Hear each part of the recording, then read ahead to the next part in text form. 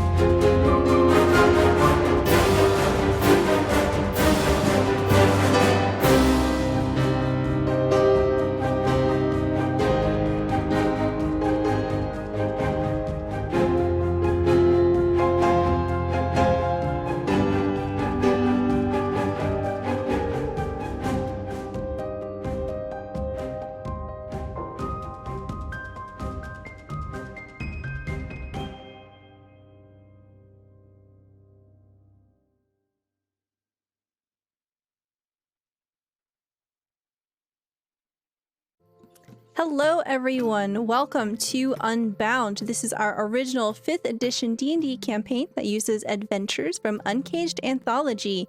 Uncaged Anthology is a collection of myth and folklore themed modules that subvert tropes around mythological beings and monsters that are women. I am joined here with my beautiful cast. Welcome everybody. This is going to be episode 3. Unfortunately, Bravo will not be able to join us here today, but that's okay. We're going to put Avalon in a nice, tidy, convenient plot line off to the side where Avalon will be totally safe and, okay, well, I can't promise the totally safe part, but we're not going to see if there's something not safe. It'll be fine. But anyway, we're going to go ahead and jump right in. We're going to start off with a few reintroductions with our characters just to help y'all get familiar with our lovely little beans. And we're going to start off with Dungeon Dame. Why don't you tell us about Alaris real quick? Well, apparently Alaris is now a lovely little bean. She's a small changeling woman. She's a ranger, and her element is fire. And yeah, that she has a little pet raccoon named Quickfoot that follows her around everywhere. Yeah, that's Alaris. Thank you. And next we have Giggly Dendrologus. Why don't you tell us about Samara? Samara is a tall, slender, tiefling cleric.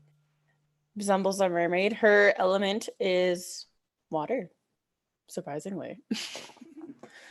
But she has a little bit of a fiery attitude, so we'll see where that takes her, especially since Avalon's gone. Oh, great. Oh, no. The training wheels are off. Oh, no. Oh, God, I'm excited for this. And last but certainly not least, we have EJ with Adon. Hi, guys. I'm playing Adon, a small little Earth Genasi rogue whose whole goal in life is to learn everything about everything and also find Hecate again. But this week my training wheels are off and my comfort character is gone with Avalon, so we'll see. Yes, we will see indeed. We are in Waterdeep. It is early spring in the year 1495 DR. I've tried Googling this multiple times. I have no idea what the DR stands for, but it probably doesn't matter. So what we see is the screen goes black, and we hear a roar of rain as it beats down on the shingles of an inn, relentless and without mercy as a rumble of thunder rolls through the sky. Gentle tremors shake the window panes of what appears to be a meager establishment, now drowned and dark as it storms outside. There's a room upstairs in this inn. Alaris, why don't you tell me what this room looks like? This room probably is filled with small trinkets that Alaris has legally procured from people scattered throughout the room. She has many different clothing options kind of just strewn about on her furniture. Men's clothing, women's clothing, fancy dresses, fancy peasant, all sorts of clothing that she could get her hands on strewn about. But other than that, the room is rather bare. There's one small bed, a dresser, a desk that has papers all over it. They look like maps, blueprints, schedules, just strewn about her room. Okay, excellent. And on this particular stormy night, which is a memory of yours, what is Alaris wearing and what does she look like? Alaris is drenched from head to toe. She clearly just got in from being caught out in that rain.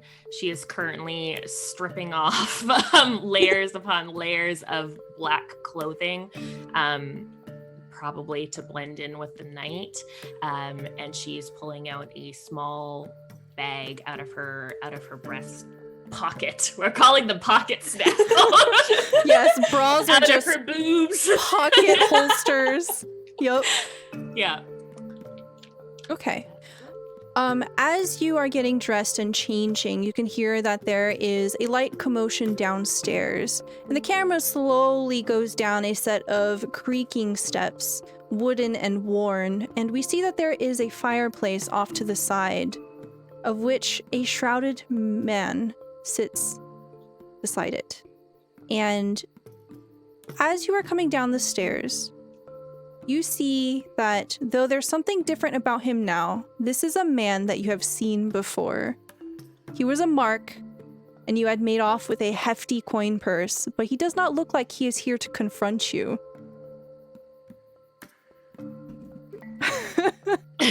Hold on. Oh no. Saucy. He's relaxed, one arm propped up against the stone mantle of the fireplace, smiling and looking right at you. As you approach, you catch a faint scent of forge and fire, the metallic smell of hammered steel and charcoal. He is visibly half-orc, with the complexion of raw earth and eyes as gray as storm clouds. His hair is wavy and wild, thrown to one side and shaved on the other. He has a strong body, cut like stone.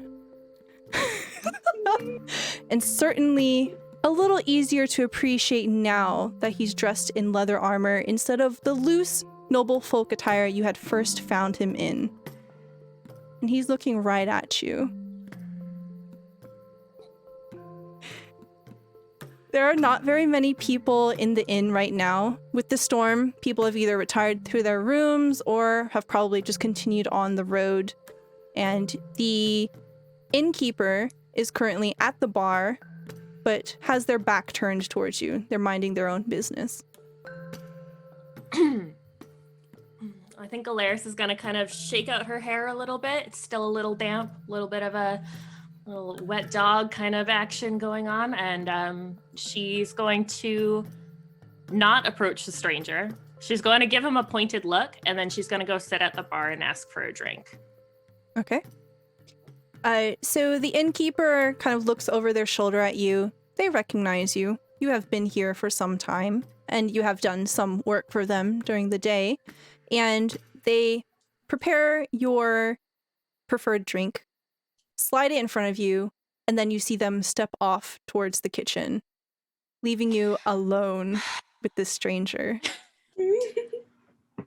You hear the soft clicking of boots, very aware that this man is approaching your side.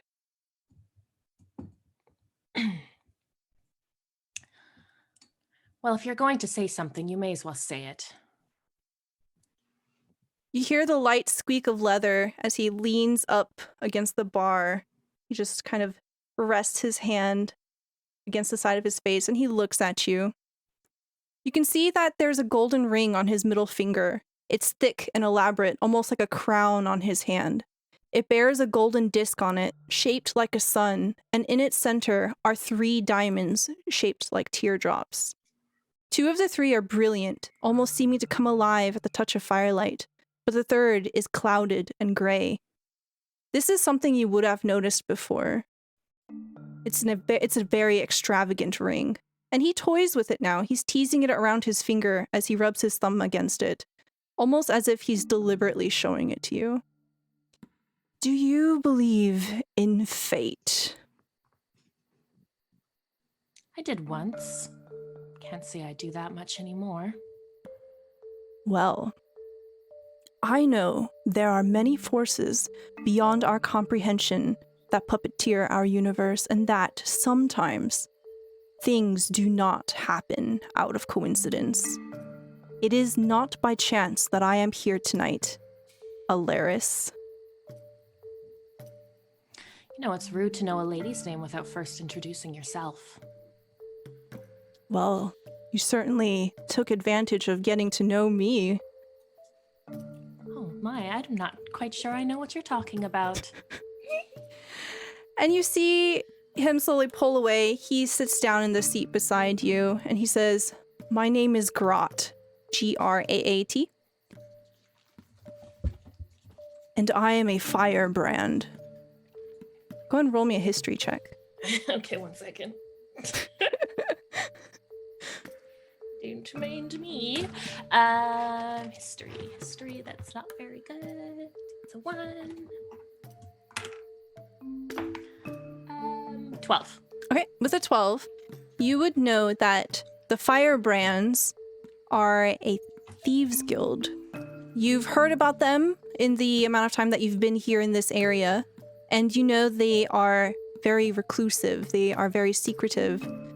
Their reputation is definitely on the side of illegal and unsavory, but you haven't heard of outright crimes such as murder or anything of that sort. It's definitely been kind of the sort of business that benefits people that might not be as fortunate as other people. And this particular person, go ahead and roll me a 1d100. 100. Okay. You had lifted a pouch of 50 gold off of this man sometime before. And he seems amused now. He doesn't seem like he's here to reprimand you. He says, "Well, what would you say if I were to tell you I'm here to give you a job? I'm quite impressed with how dexterous you are with those hands of yours."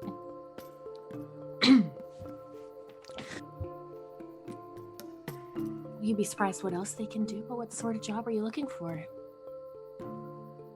And as you lean in, the camera kind of pulls away, and he begins to tell you the details of a heist that he has in mind. And you can see that there is a dangerous cunning in his eyes, a depth of intelligence that sparkles with the possibility that he knows something that you don't. There's something about the way that he carries himself that makes you realize throughout the entire conversation that he absolutely has the upper hand here. And as you are remembering this memory, you step back from it. You see it from a distance, and you, now, as you are looking at this memory that you had. You had come into the employment of the firebrands. You eventually began to work alongside Graat and his minions. And that was ultimately what brought you here to Waterdeep. But you haven't heard from Graat in some time. You definitely haven't seen him or any of his closest companions. How does Alaris look and feel as she's looking at this memory then, as she is now? She looks a little embarrassed because of the history that her and Graat have later down the line as to how she reacts to this situation, because it's one of those situations where like you look back at your younger self and you're like, oh God, why? That's pretty much what she's doing right now, but you can see a small smile across her face to see Grot again, as it has been quite some time since she's seen him, and they have a history. There's something about the way that you're watching this memory. It seems darker than it was before. It almost seems as if the edges are blurred and there is a mutedness that begins to press in. It seems as if the shadows are heightened and the fire is dimming. And as you're watching, you see or more feel the spirit of the hound come up beside you. Soundlessly, it lopes up and it plops down, folding its haunches. Just watches with indifference.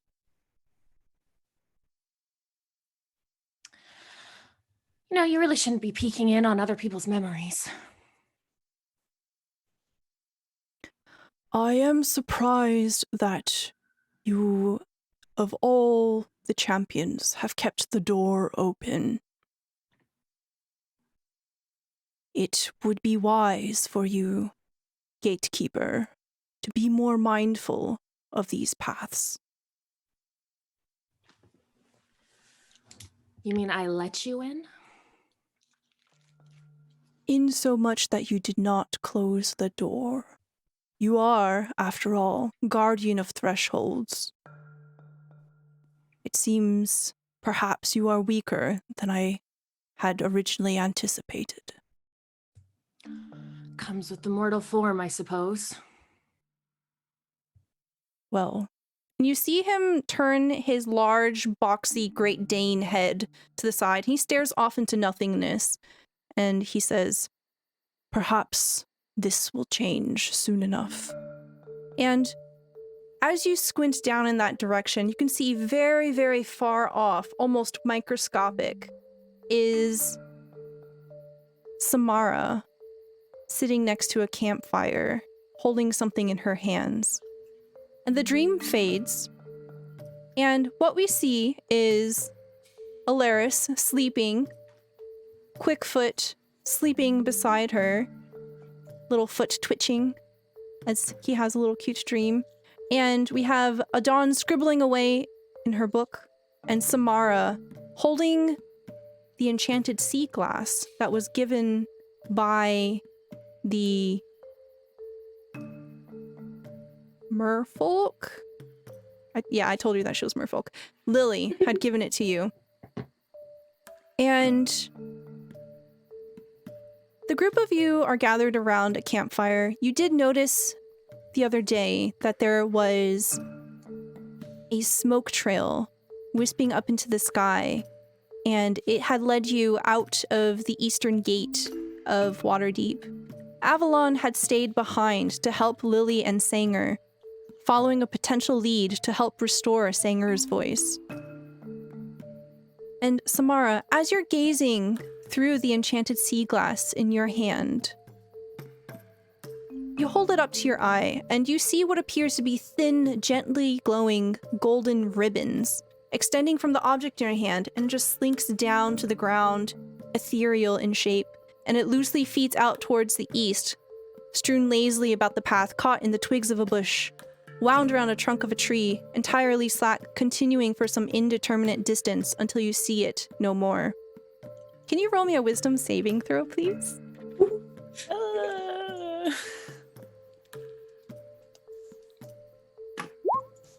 Okay, 14. While you're holding this up to your eye, you begin to experience a strange compulsion to eat it. You have an innate sense that you would be able to crush this in your hand if you wanted to and eat it like candy. Beyond any sort of reason, your gut is telling you that this is totally safe to eat, and in fact, this might even be good for you.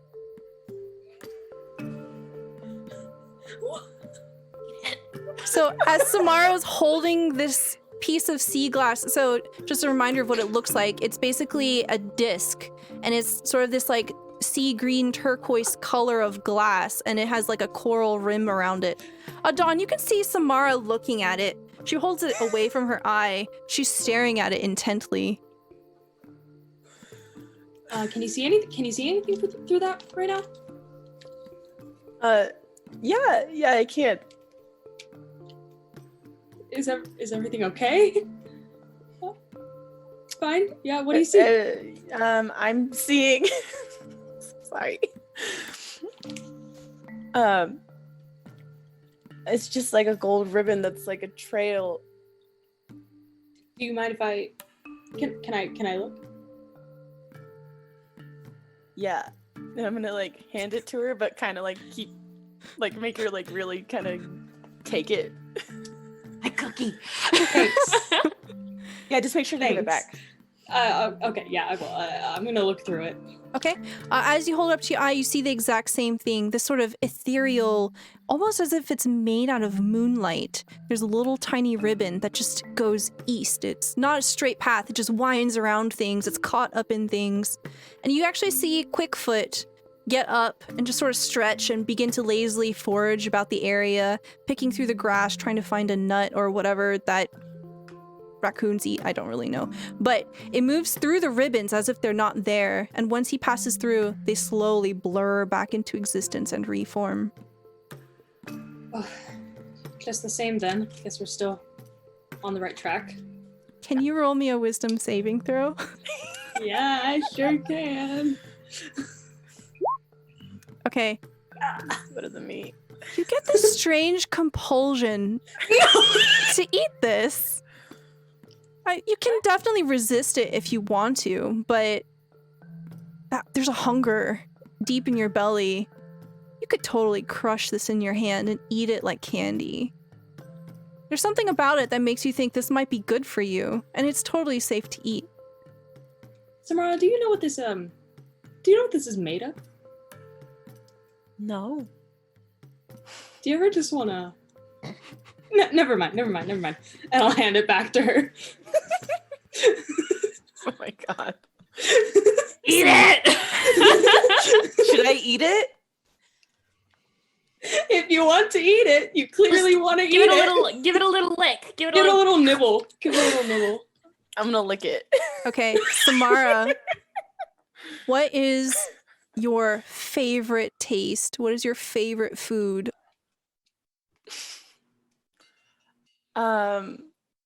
Crap. Like you put me on the spot and I forgot. The fact that I have Adon's favorite food written out already.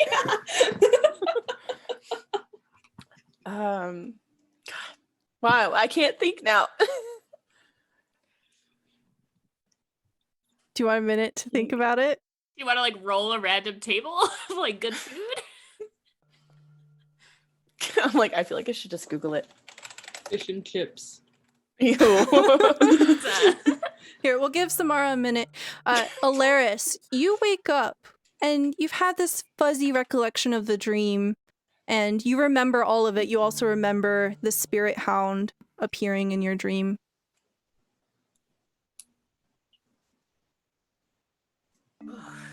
What are you guys doing with the glass? Just, Don't worry about it. Like I think that maybe you should Nothing. hold it before you. Well, you know, never mind. That tastes like cheesecake. Mm. Can I taste it? what? Hold on. Okay. I'm gonna nibble on it a little bit. This is just very interesting. I just want to figure it out. So when you, Alaris is very confused. when you put it into your mouth and you take a small bite out of it, it cracks and it dissolves in your mouth and it tingles, kind of like pop rocks. And it tastes like cheesecake. And you swallow it and it doesn't feel like glass at all. But now the object has like a mouth mark in it, a little chunk, mouthful missing from it. That's interesting. Are you okay? You just bit glass. You just Since ate I'm, like- glass. Since I'm kind of like hunched over, like facing away from them, I'm gonna turn back and be like, "Oh God!" and like try to scare them. Oh no! Are you okay? Are you okay? Nah, I'm Do you wanna- fine. Oh, okay. I was gonna ask if you want to roll deception. No. Turn into a zombie. So this I'm really like, isn't. No, just don't eat it all. Now that you've had a taste for it, you definitely feel that compulsion come again. You want to eat the entire thing. You don't want to share it. Trying to make a grab for it, I guess, when she hands it out. Nope, never mind. Are you sure? We kind of need that to find, I don't know, it looked like it was showing us the path. I mean, if you want to eat glass, then go ahead. What is happening? I Samara, put the glass down. What are you doing? I think she said it was Stop cheesecake. bleeding. Don't worry about it. It's okay. Give it. No, it's okay. Give, I'm don't. gonna hold it up. I'm gonna jump for it. It's fine. I'm okay. I swear. As I have like bug eyes. Looking like crazy.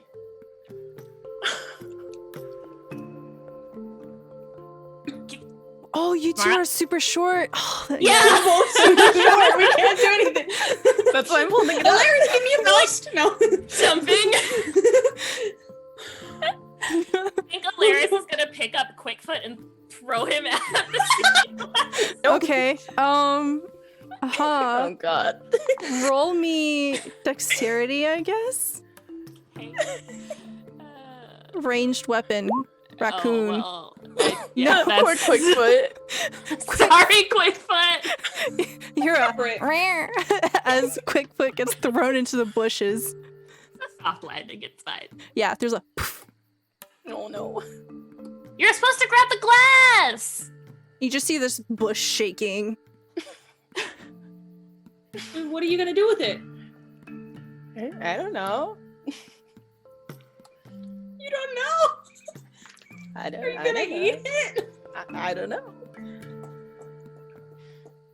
What? The hunger builds. I don't think you should eat that. Can I try It and get a looks like sense of what will glass. happen if I eat it? Yeah, go ahead and roll me an Arcana check. Arcana. 13. The one bite that you had was electric. It felt like pure energy, almost as if it's an essence of magic itself. You feel stronger, you feel more awake, you feel a buzz, you feel like you're on crack. Oh God. It feels amazing. Drugs. And you feel like if you ingest the rest of this with enough potency, it might make you stronger. Okay, as I'm Are like you shaking?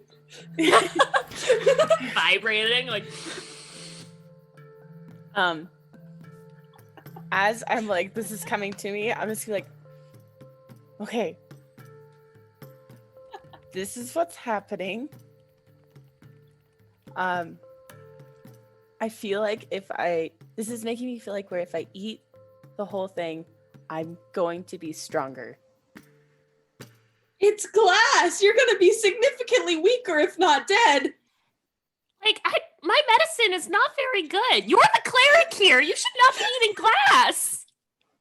But it's not glass. But it is. It's not. I took a bite out of it. Yeah. Why'd you I do don't that? think you're okay. I really don't think you're okay. Is there any way I can break off like a small piece and hand it to Adon?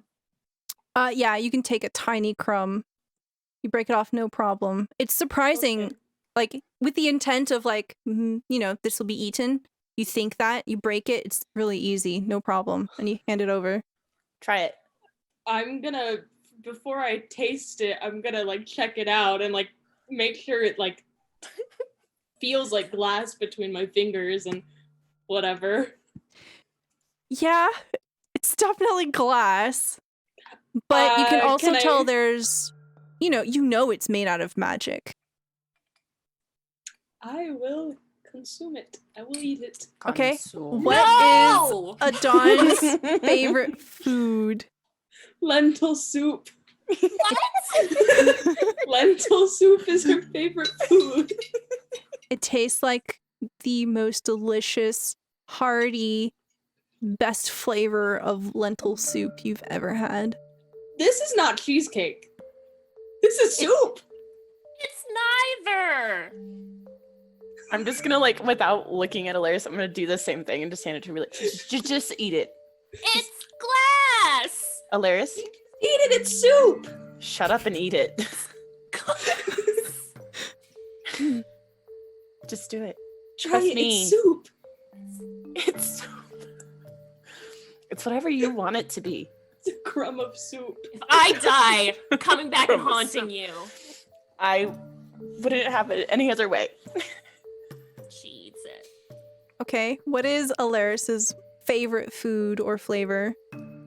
Cotton candy. It tastes like Ooh. cotton candy. See, Fresh. soup, right? This is cotton candy. Which makes a lot of sense because you can actually spin sugar to look like glass. I thought it was soup. I think it just tastes like however we want it to taste. So it wants to be eaten in that case. We're not doing I don't anything think wrong? it's. What do you mean it wants to be eaten? Do you think it's this is making sentient? itself taste better. It wants to be eaten. If it didn't want to be eaten, it would taste bad. So, should I eat it? It's not true. Well, I think I Things wanna that eat don't it. want to be eaten taste good.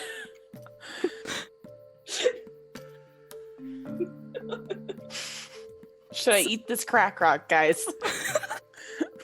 Well, I think to be fair, we should split it. Samara, you get the sense, because you had the most of it, you get the sense that whatever this is, if you split it, it probably won't have as much potency, and it probably won't be as useful. Okay. I'll convey that to them. It seems like one or nothing kind of deal. Well, I guess because you've already had the most of it, then you should probably just have the rest so it has the strongest effect. I still don't think anyone should be eating it. Like, Well, it wants to be eaten. it's non-sentient. Gavin's magical. Where the heck is Avalon when you need her? You don't need her. It's okay. Go on, eat it. I want to see what happens. Is this a drug? Feels like it. I've seen drugs do worse, but I've also seen them do less. So Have you ever done spice? Have you done all of them? Absolutely not. Absolutely not. You get the sense that Samara is like kind of experienced in that thing, but she This doesn't do it mortal all the body time. does not last long enough to put drugs in it. Hey, we're here for a good time, you know? Might as well live it. We're already gonna be here for To a be here short for a time. long May as well make it time. fun. Eat it. You should eat it. Do you want me to eat it that badly? I want to see what happens so bad. Okay. I guess I'm gonna eat it, but I'm gonna go and sit in front of Adon so that she can, you know, if like my pupils change or whatever, that she Air can into see all your of everything soul. that's happening. And I'm Okay. just gonna eat it my piece God. by piece. Okay. You eat a bit. It melts in your mouth. It becomes increasingly easier to eat. It almost turns into liquid as soon as it touches your tongue. And little by little, cheesecake bite after cheesecake bite, you consume the entire thing. And nothing really happens. And then all of a sudden, like a clap of thunder, you transform. Tell me what it looks like when you transform into your primal form. Says that she's on land. She's gonna have 2 legs, but she just grows like 2 feet, 2 or 3 feet. So now she's like a freaking giant. Jesus. But she has kind of like scales that also have like jellyfish tendrils hanging off like all up and down her legs. She now has gills on the side of her torso. Her tattoos are more apparent because her clothes are she's a little more exposed. So she just kind of has like this little bandeau kind of tied around her chest. And I mean, oh my gosh, I'm so excited. I can't think of anything right now. I'm like, So, does Samara glow? Do you have like a glow of light? She kind of glows slightly. Her hair is like defying gravity around her, but her eyes are like bright white. So, Alaris and Adon, you see just snap. Samara has changed. Oh god. Oh god. Do you have gills? Can you breathe right now? I mean, How tall are you? How did you just... Where'd your clothes go? This a little is embarrassed. fascinating. I'm gonna get way too up close and personal to some of her scales. Alaris I'll is let her. playing with her little jellyfish tendrils. Careful, they sting. They sting too! They'll just sting her a little bit. I can control it. And after about 5 minutes, Samara, you revert back to your mortal form. Oh. You do that on purpose? No? Where do we get more of that stuff? I think that was drugs. That's crack. That's spice. Samara, you have unlocked a primordial power.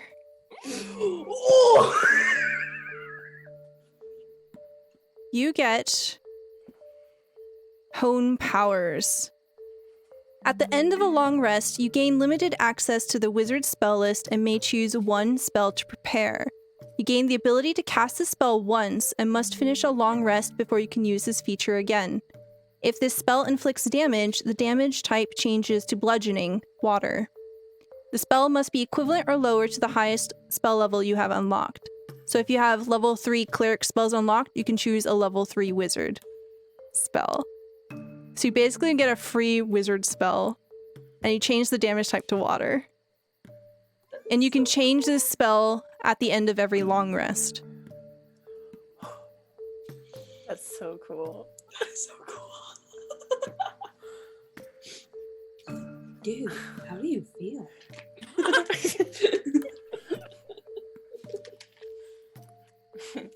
I'm a potato.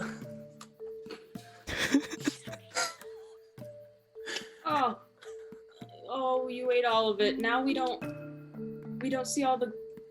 How are we gonna... It looked like that was illuminating our path to a certain degree, and I'm not really sure where we're supposed to go. What? So different. Laris is so good. Oh, you didn't look through it! Ah, Alaris. You ate our map? Okay. Well, we'll Can figure I it try out. and see, since I ate it, if I can see like the little trail? Gold stuff. Yeah. You squint your eyes really hard. You strain. No. You don't see anything. But I'm just... Adon and Samara, you did notice that it was going east.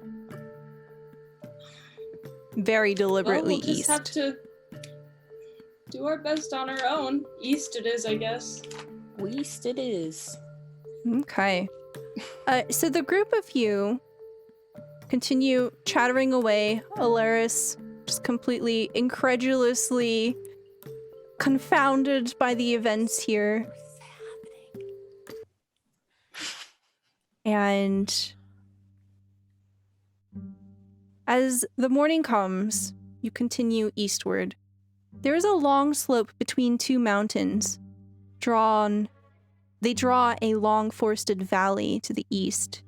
At the mouth of it, far off into the distance, there is evidence of a small settlement.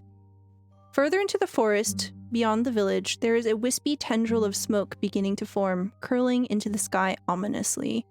And we see the screen fade to black, and it says, "Fire." From the forest, they fled. We're gonna be fleeing. As the three of you are moving, Quickfoot following behind you, who is leading? You are I'll all probably go first. walking.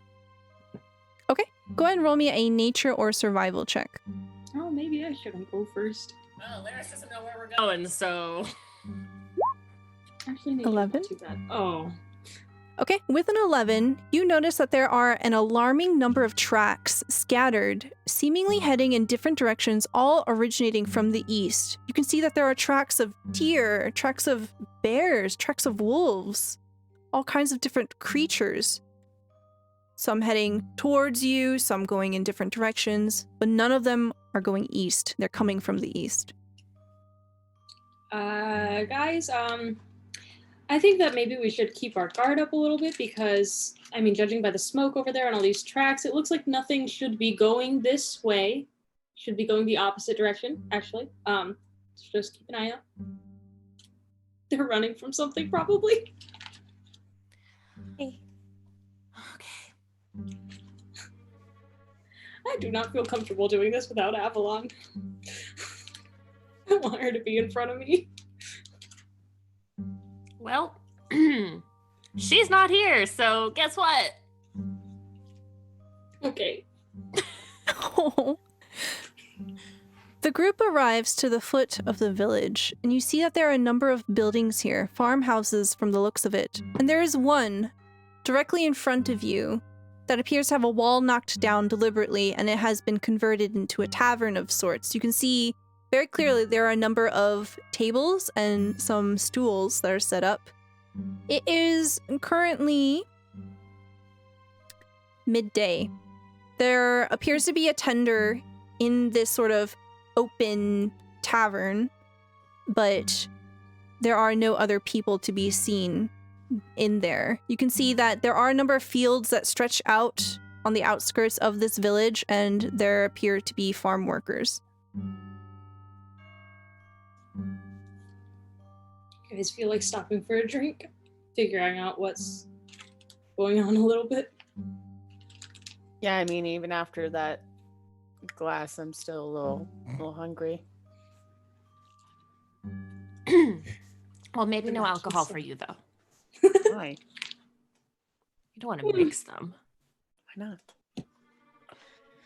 I mean, you can try. I'm just saying. I've seen some shit. I want a drink. As you enter the tavern, you see a dwarven woman. She has her hair pulled back into a number of braids, and it forms one large braid that goes down the nape of her neck. She seems to be very well put together, and she is wearing common clothes. She turns towards you. She seems surprised to see anybody coming. She wipes her hands on her apron, and she steps around the bar and sticks out a hand in greeting. Hello. Hi there. I think we just want a few drinks. Ah, I thought that you were perhaps coming from Waterdeep, answering the notice that we sent out. We were looking for adventurers to assist us with something, but yes, of course, I can help you with this. Oh, Come, well, have a seat. actually, Yes? Can you elaborate? We are coming from Waterdeep. However, we did not see any notice, but we are adventurers, so we might just fit the bill. Ah, excellent. All right, have a seat. And she steps around the bar and hops up onto a little stool so you can see her clearly. What kind of drink can I get you? A juice, please. Just like an apple juice or something. All right. Take an ale. Sweetest wine, please. All right. And she hops off prepares a few drinks, brings them back, slides them in front of you. Dawn, you get apple juice. Samara, you get an ale. Alaris, you get wine? Question mark? Possibly juice. It's probably juice. So she leans in. She rests against the tabletop here. My name is Ethel. Ephel. I'm the village matron. You see, we established Ashvale over 50 years ago, and we haven't had a fire break out once. There's something giving the creatures of the forest a bit of a fright, though, that's for sure. All of the animals have been scampering out, and we are simple farm folk.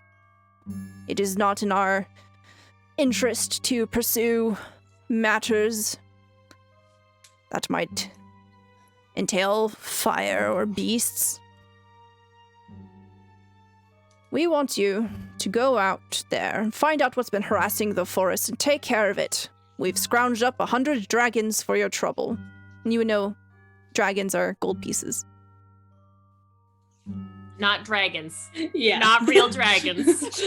I was very Darkins. confused for a second. Do you have a real dragon? Nah. She pulls out a gold coin. She holds it up, takes a bite out of it.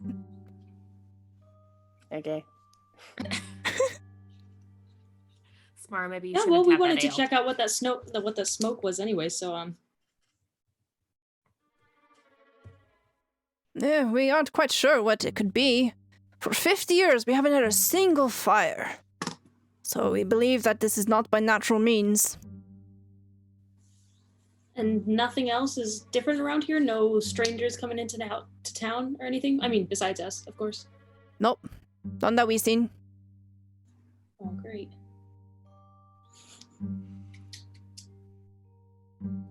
Well, Wait, did you say the town's name was Ashvale? Yes. And you haven't had any fires? Nope.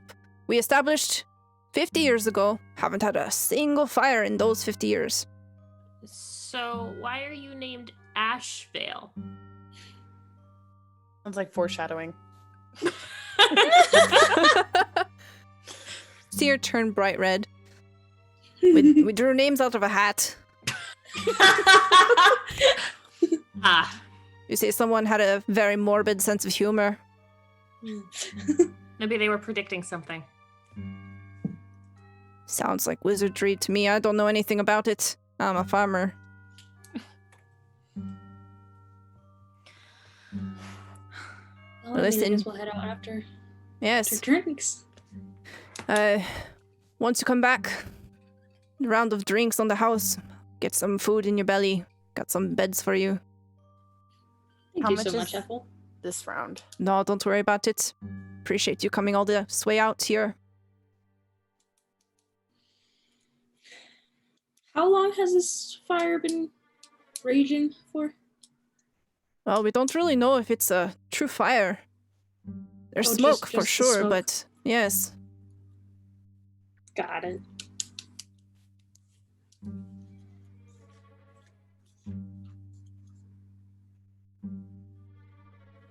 And as the group of you finish up your drinks, you see Ethel goes off to clear off the tables and the bar and says, "We will be having some farmer folk come in here soon. I don't think any of them will be able to give you much more information than I've given you. But best of luck out there. Thank you, Ethel. Thank you."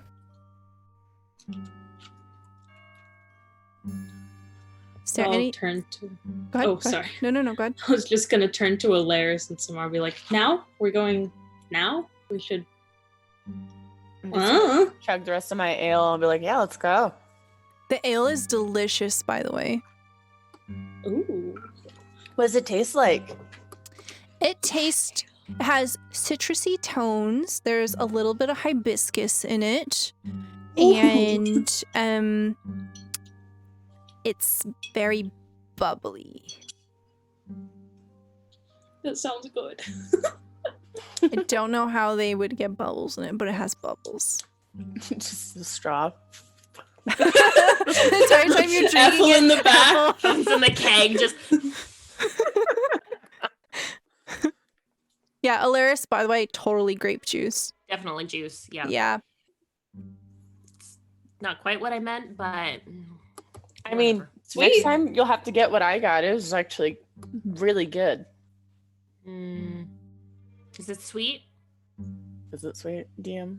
It's No, citrus. not really, just a tiny bit. It's mostly tangy. I mean, you might like it. You can take a sip of mine when we come back. All right. Sounds like a good idea. Add some grape juice to it. So you continue towards the forest. You cut through the rest of Asheville, and as you're making your way there, who would like to lead the party? I can lead. Okay, you can go ahead. Okay. You approach the edge of the forest, and you can see more of these tracks, animal tracks, coming from all directions. And as you are making way through, you can see that there is a strange quiet.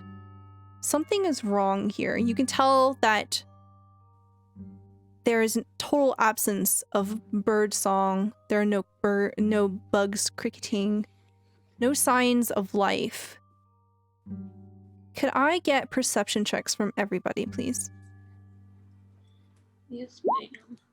Oh yeah. Ooh. Yeah. Ooh, we be seeing. Nice. We have eyes. Alaris with a 5, Samara with a 21, and Adon with an 18. All right. Alaris, what's got you so distracted? Probably Quickfoot, probably chattering away about something or like trying to show me something he's found. Just watching him.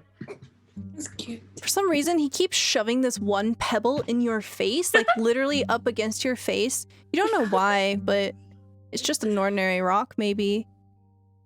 But for Samara and Adon, you hear a sound in the distance. There's a tree branch falling. There's a crash. And you also see that the ground ahead of you is somewhat unstable. I suppose we always have to go towards the sound of destruction. It's in our job description. I mean, basically. Okay. Samara, you want to try this pebble? Quickfoot thinks it's magic. Want to eat it? Magic? Can I see?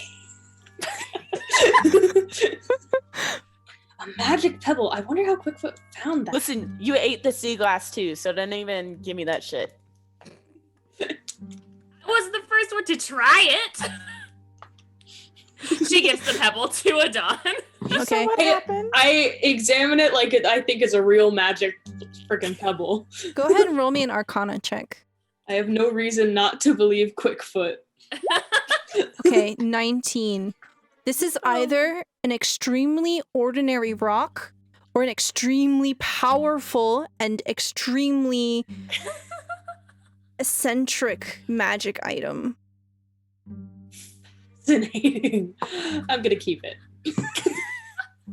Slip it in Alaris, my what does bag this and rock keep it. look like? Gotta add it to my inventory real quick. This rock has a little bit of dirt and moss growing on it, but it's like a very plain gray color with maybe just like a few like veins of like a clay, like a red clay color kind of flip through it, but it's almost like perfectly flat. It's not like a chunky rock, it's like a nice smooth pebble. Okay. Perfect. Samara, go ahead and roll me an insight check. 15. So, Samara, as you watch this exchange, having the skeptical kind of distance from this and being able to see it from the outside, You saw Quickfoot pick up this rock, shove it in Alaris's face, and then Alaris has pawned it off to Adon, and Adon has put it into her pocket thinking it's a magic item. And you vaguely remember this one story about Alaris. Alaris, why don't you tell us about this story? Well, it's a very wonderful tale of trial and error and love and loss. Alaris had been sent on a mission to go and collect this fantastic cloak from Hecate. It was just beautiful colors. It could turn the wearer invisible and make them incredibly fast. But one of the other deity's champions was guarding it from Alaris. They knew she was coming, so they had set up this giant guard around the camp that was storing this cloak from Alaris. And Alaris had used her quick wit, and she had found a pebble on the ground, and she had tossed it in the other direction of herself in the forest. And all of the guard saw this pebble, heard this pebble clatter. Thinking that Alaris was coming from that direction, they scattered and they went to go check it out, and Alaris snuck into camp and she quickly stole the cloak right out from under their noses and left without anyone being the wiser. You've heard this story so many times, Samara. This is one of those like go-to boasting, kind of like trying to flex on all of the other minor deities and showing off story that, you know, your kind tend to have. And you would know that this particular magic item was called the Mantle of Hermes. And you have heard at least 10 different versions of this story. And just seeing this exchange with the pebble right now, you remember this story. Adon, the rock's not magical. You don't need to I think take it could with just you. be extremely well hidden magic. No, I Because can if tell you think about it logically, if the stronger the magic is, the more someone's going to want to hide it. I feel like I should somebody just hide really it in take a just the closer look at this forest. later. I don't. Who would think a pebble in the forest is a magic item? It's Why would genius. somebody leave the magic item in the forest? To come back to it later. They were obviously like somebody had their eye on the magic item. I'm gonna continue speaking. I was like, and then turn around. So the group of you keep walking, and you did see that the ground was unstable ahead of you. Oh, Can I yeah. get dexterity saving throws from everybody? What is the ground made? Is it just like dirt and stuff? Yes. I don't do difficult terrain if it's like stone and whatnot. Okay. Oh, wow. I'll keep that in mind for your DC, but go ahead and roll me a dex saving throw as well. Yaw. Yeah. Okay, that's a 12 from Samara, Alaris with a 23, and Adon with a 15. So you see Samara just go like whatever, like rolls her eyes, turns away from Adon and keeps walking, and the ground underneath Samara suddenly collapses and you fall 2 Ooh. feet into an abandoned burrow. Some large animal must have had their home here, and you are knocked prone, completely covered in dirt. Wait, did we all fall in the hole or just she fell in the hole? Just Samara. I'm just gonna yell, Oh. like, I'm fine. Don't worry about me. And I'm gonna look around, see if there's anywhere, like anything in there with me. Okay, roll me a perception check. I don't see anything. With a 7, you see half-eaten berries, but that's it. Sorry, you said she fell 2 feet, right? So it's like literally up to her knees. Yeah. Yeah, so she's like in a hole that's deep enough for her whole body. Something Oh. could come from my legs. Oh. A hole is... I'm just gonna grab the berries, and be like, here, Dawn, study what these are. Ooh, thank you. Alaris is gonna go and whisper, I bet if you had the rock, you would have noticed the hole. That's what this rock is for, I bet. That would make so much sense. But That we're would the make only so two much that sense. touched it. I'm gonna And we step didn't out of fall the in a hole. You get out, Um, no problem. It's a tiny hole. Go. Keep walking. Okay. being a little It's like a guardian of this safer area or something. The group of you makes continue sense. deeper into this eerie forest. It's dead quiet except for the crunch of your feet, twigs breaking underfoot. Could I get perception checks from everybody again? Oh, gotta be better than a 5. Gotta be better than a 5. Aha! 21. Okay, 21 from Alaris, a 6 from Samara, oh my god, and a 14 from Adon. It needs the rock, man. It's the rock. Alaris and Adon, nothing happens. Samara, you feel something brush up against your leg. the fuck was that? You look, it was just a bush. This ale, man. I don't know. Was it the ale or the crack? Crack. It's probably a mixture of both, you know? I told you not Or to the mix lack them. of the rock? Then give me the fucking rock. Okay. Pass it over. Add Please be careful. one careful. mossy rock to your inventory. Oh, I gotta remove it from my inventory. Yeah. Uh-huh. Shoot. Get out. Yup. It's my rock now, bitch. It's gonna stay in my hand. I'm not You're even gonna- gonna like put you're it in a gonna hold pocket or it? anything. Okay. Yeah. Awesome.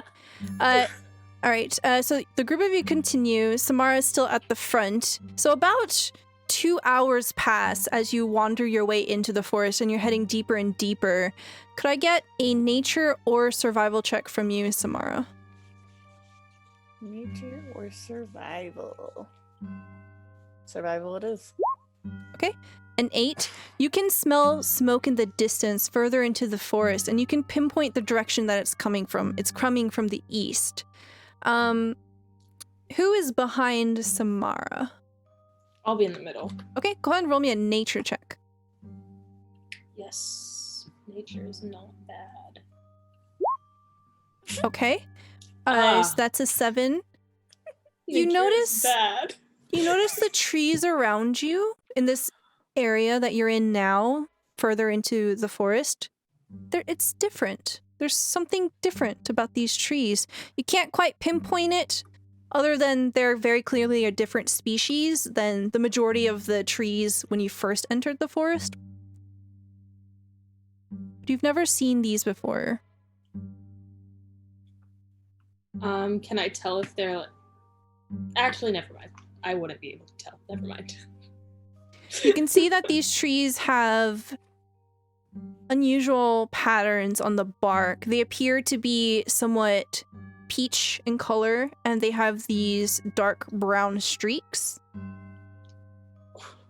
Are these trees like flowering at all? Do they have any sort of like anything growing on them? They're very tall. It's kind of hard to tell. Oh, okay. That's neat. As the group of you continue on, the smell of smoke grows and grows as you move forward until you see it. It spills out between the trees before you like water, boiling water. There is no mistaking that the world in front of you has begun to burn.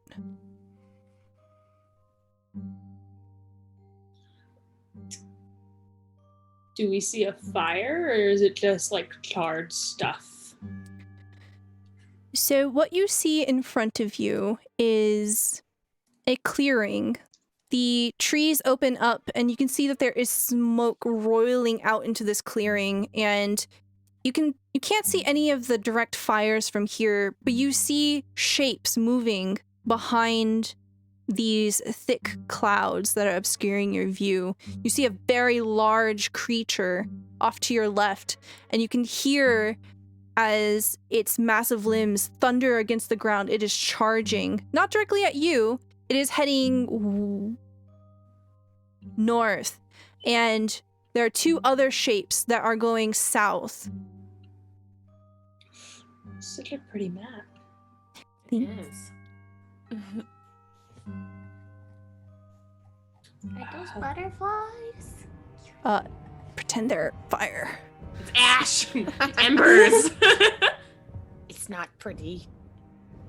That thing looks pretty big. It's a big boy. Do you think it's escaping the fire? You see, Sure. you see this large creature as it struggles against a sense of direction, and it seems to divert and suddenly head towards you. Could I please get dexterity saving throws from all of you? Oof. Oh my better. god. Freaking nat Oh. one. Still get a 7. Oh my It god. was nice knowing you guys. Not great. Not great. Bye. Wow. Okay, so that's a 16 from Samara, a 7 from Alaris, and an 8 from Adon. Samara, get out of the way, no problem. Alaris You and got the rock. Adon. Yeah, Yes, you have the rock. you It's have the the rock. rock. This bear charges you, and it bulls right through you, and it continues in the direction that you had come from.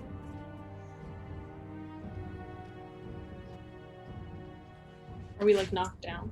Oh, yeah, you're knocked prone. Alaris, you take 1 bludgeoning damage. And Adon, you take 4 bludgeoning damage. Can I have the 1? No.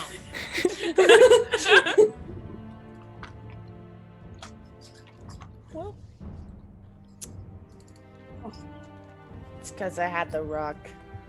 I'm in Told the you. hole. Yes, exactly. No, I think that's it. Okay, you see these wolves loping in the distance. They continue into the oh, fuck. Oh. You see them continuing into the forest away from the direction of the fire. It seems that the few creatures that are here in the heart of the forest are trying to escape. Mm. You would know that the smoke is coming from this Let's direction. hurry. Let's take care of this. I feel like this is going to cause a lot more carnage if we keep going at this pace. Just don't fall into any more holes, okay? I have the rock now. All right. No such thing. Adon, don't fall into any holes, okay? Got it. You and me both. Question, DM. Yes. Did we take a short rest or a long rest at all during that time? Before this? Well, yeah. I was asleep, so. Yes, cool. everyone would have been completely restored between the session. Perfect. Yeah. Oh my god, all my spells. So feel free to move your tokens. So just for intents and purposes, this is east. The way that you were heading. This is Weast. East. Weast. I'm just gonna yo wee. Oh, wow. Okay, we're just. Alrighty. All I'll right. just keep like an eye out for everybody in general. Okay. As you continue along, Quickfoot scampers behind you. These wolves are gone. This bear is gone. Okay. Samara, go ahead and roll me perception check. Holding the rock. All right. Go ahead and pause your token movings. Okay. So as you are making your way further in, you spot something, Samara. The trees begin to shake. They're moving. They move with a sudden sort of aggression that gives you the feeling that there's something wrong. There's something unnatural about this entirely. I'm gonna get in like ready stance as I slowly make my way towards this rock that Adon is on, and I'm gonna let Alaris know. Be like, we need to find cover right now. Adon, so you're kind of scaling this large boulder. Yep. Immediately climbing. Okay. As you climb up, you look down once you crest the top of it, and you see one of the twiggy trees beside it begins to move and it attempts to grab you. Oh. Ruh-roh. I'm gonna need everyone to roll me some initiative. Oh, those are a lot of tricky trees. It's Make sure you Groot, select bro. your tokens. Oh, what? Not one.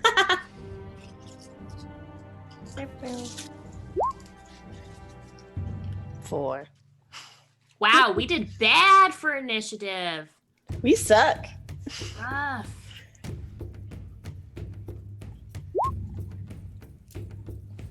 Well, we're gonna die. Well, I don't know. If they're anything like those skeletons, we'll be fine. True. Okay. We also had Avalon taking all the damage during that encounter. True. Well, she didn't take much. She really didn't. Oh.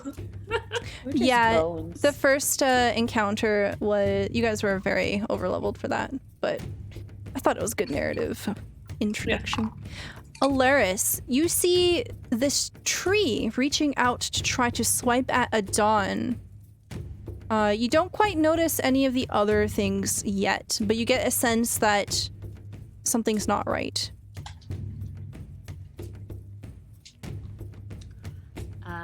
As it goes to swipe, Alaris will probably be like, "Look out! 3!"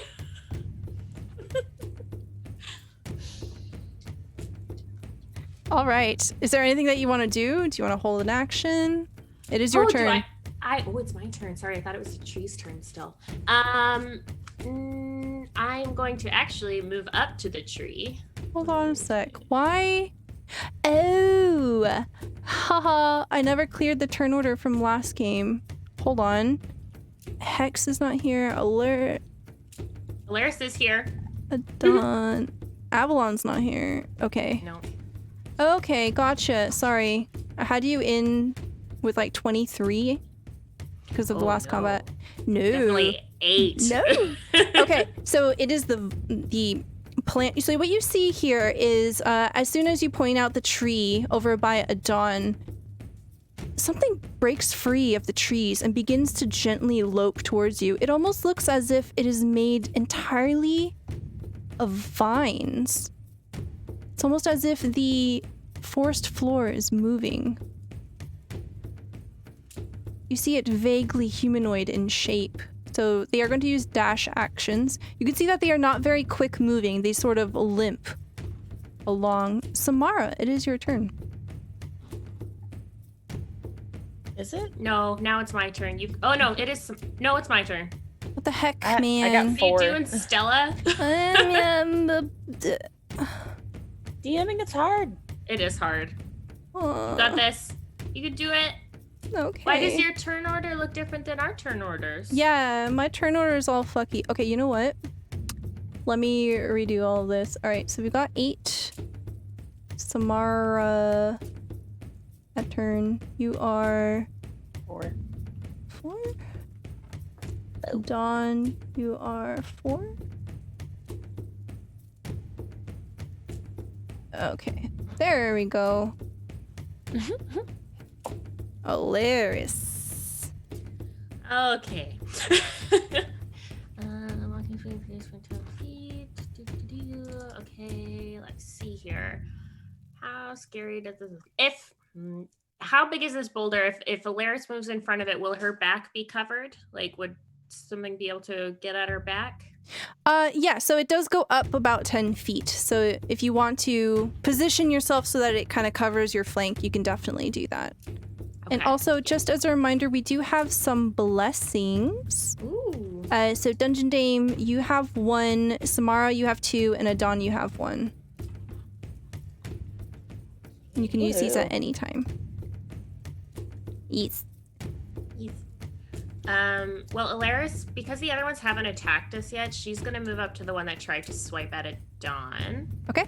And she is going to chop at him with her swords, because that seems like something that would be effective against trees, chopping them. Yeah, do a big old chop. Chop 1. Oh. Okay, that's definitely a hit. Okay. Okay, yes.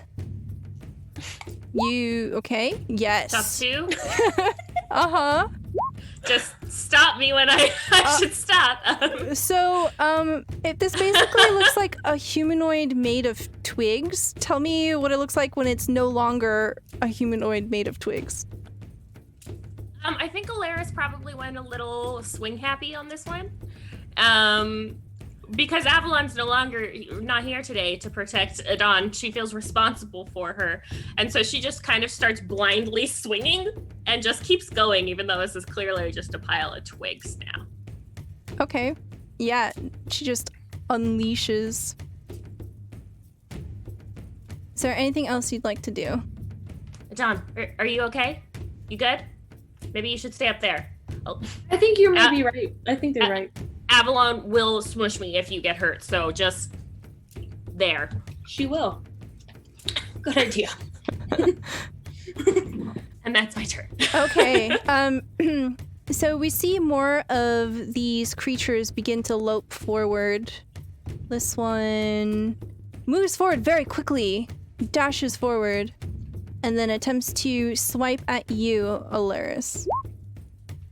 That'll hit. Okay. Take 5 piercing damage, please. And then we see another one. 1, 2, 3, 4, 5. So we see this one going for Quickfoot. No! Quickfoot's not in the turn order! I'll give you guys a chance to react to that. He can't even defend himself.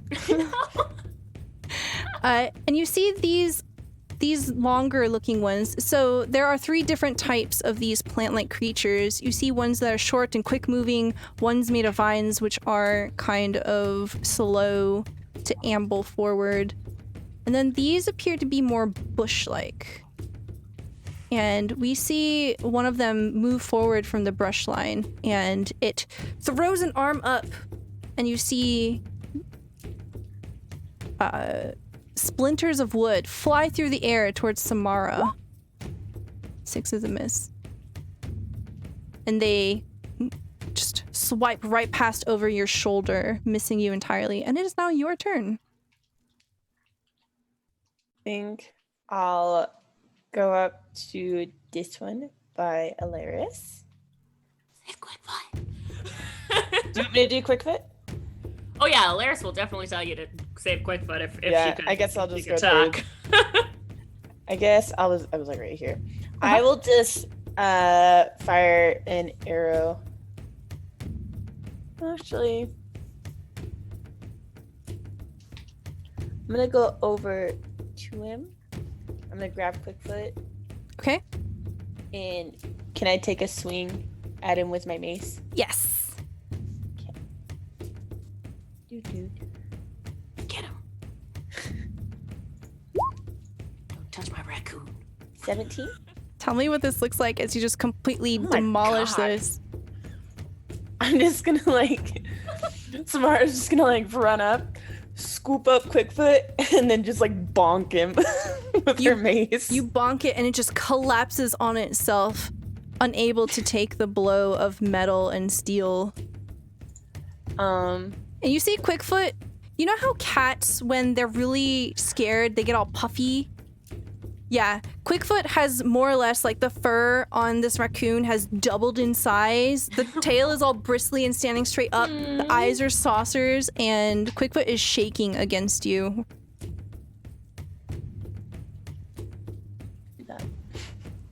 What happened? It's drawing pictures. I meant to do the measuring one. Let's see. What is my speed? Where is my speed? 30 probably? Yeah, I have 30. Okay, since I have Quickfoot, I'm just gonna move closer. Just a little bit closer to the other one. Okay, sounds good. Adon, it is your turn. You can see one of these speedy boys has run up to Alaris and tried to swipe. Yeah, I am going to move right here. Okay. Actually, right here. And then Do you do any kind of I'm cool going to- somersaults as you come down, or do you run Yeah, I down? actually just slide down. I Nice. hit the deck and slide down this rock situation. and I'm going to slice it. Or I'm going to try to slice it. Okay.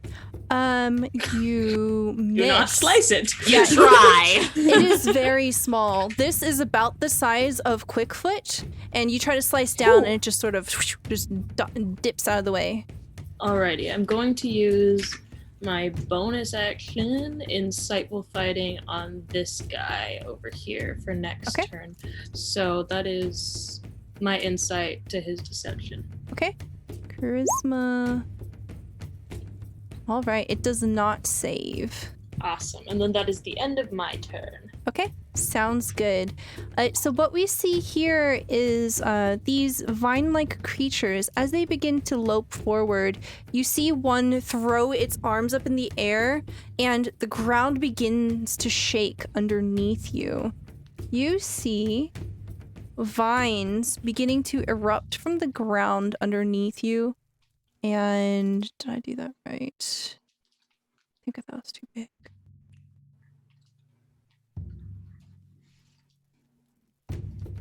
It moves forward towards Adon. Can you see the little circle around him? Yeah. Okay, cool. So it casts entangling plants. So what that means is grasping roots and vines sprout in a 15-foot radius centered on the blight, withering away after 1 minute. For the duration, the area is difficult terrain for non-plant creatures.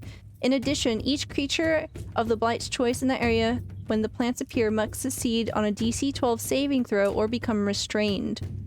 So go ahead, and that is everybody. Please give me DC 12 strength throw. Or you'll become restrained. That's a 9 from... We're all restrained. 9 from Samara, 10 from Adon, and 10 from Alaris. So what that means, restrained... It's supposed to be strong.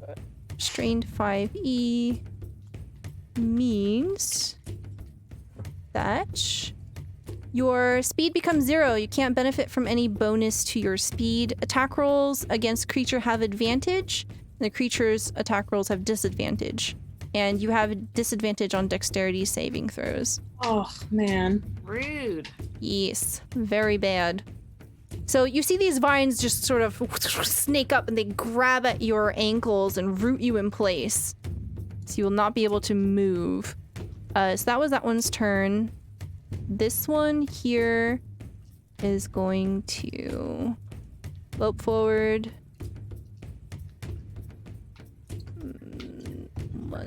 Okay, this one can't quite reach. You see this one is lumbering forward with some menace.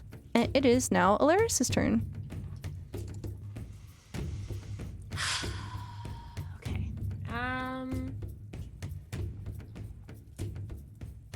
She is going to spend her action trying to get out of the restraint. Okay, so go ahead and make another strength check. Yes. So tell me what this looks like as you break free. She's probably actually she's dug her sword into the vines between her calf and the vine, and it's just trying to saw her foot out of the vines. It works. The vine snaps and it withers away, hissing almost as if it's a snake. Okay. That's her action, and that means that she's probably going to scoot over here. Okay, sounds good. Did you want to use your bonus action for anything? I don't think I have anything fun I can... Oh my god, open the character sheet. I kept just missing it with my double clicks. I don't think I can do anything, so... This isn't a swamp, right? These aren't fiends, right? No, okay. Okay. That's our turn. No, we're good. Okay, this quick boy, this little tiny raccoon-sized blight attempts to slash at you, Alaris. Little tiny claws miss you. You are way too nimble. I think it tries to reach for where you had been rooted in place, but it misses. It is now the Needle Blight's turn. So this one will try to just do more splinters flying towards Samara. These are at advantage because you are pinned down. 19 is a hit. Please take 7 piercing damage. So one of these large splinters just spears into your shoulder. It is very painful. That's Ow. his turn. But now it's your turn.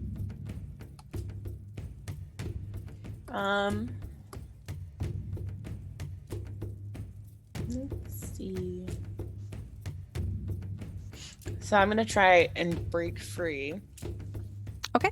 So you will spend your action to make a strength check. You have to meet or beat a 12. Okay, and And it's you- a saving throw or just a check. Just strength check. And don't forget, everyone does have 2 blessings. Ooh. That is a crit. 23. Go ahead and tell me what this looks like as you break free. Literally after getting like fucking splintered, just be like, and then she's literally just gonna like just like rip her legs out. Like she's just sick of this shit. Then I'm gonna use. Let's see, what can I do with my bonus action?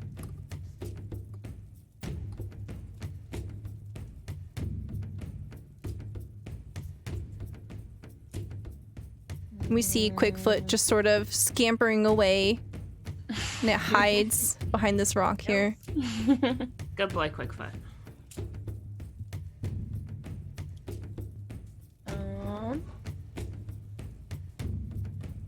Can I cast spiritual weapon? Is that a bonus action? It is a bonus Then action. yes, you can. Tell us what this looks like. So basically I'm just gonna like, where do I want to cast it first of all? Probably just like maybe over, I don't know how to point where I would cast it. So with the pointer tool that you use to select your token, if you hold and click, it'll make a ping. So I'll probably cast it right there. Okay. But basically this giant trident comes out of nowhere and it's just floating there. Nice. What does this trident look like? Basically it's just like gold plated, like how Ariel's dad has.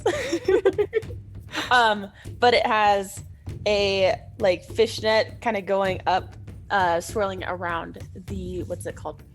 The handle. And it has like seashells hanging from it, and it kind of looks like it has like barnacles growing from the spikes. Okay. So I know there's a tiny fish man attached to that, so just ignore that part. So just pretend that's a floating trident, okay? Like, just don't worry about the Do fish not. man part. No, it's fine.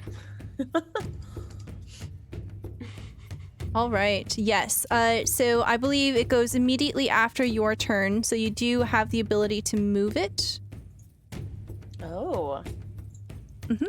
Well, then I guess I'll just move it over towards this little poop. Okay. I think you should be able to control it. Can you try Ooh. moving it? Yes. Okay. Nice. Well done. Go ahead and roll me an attack.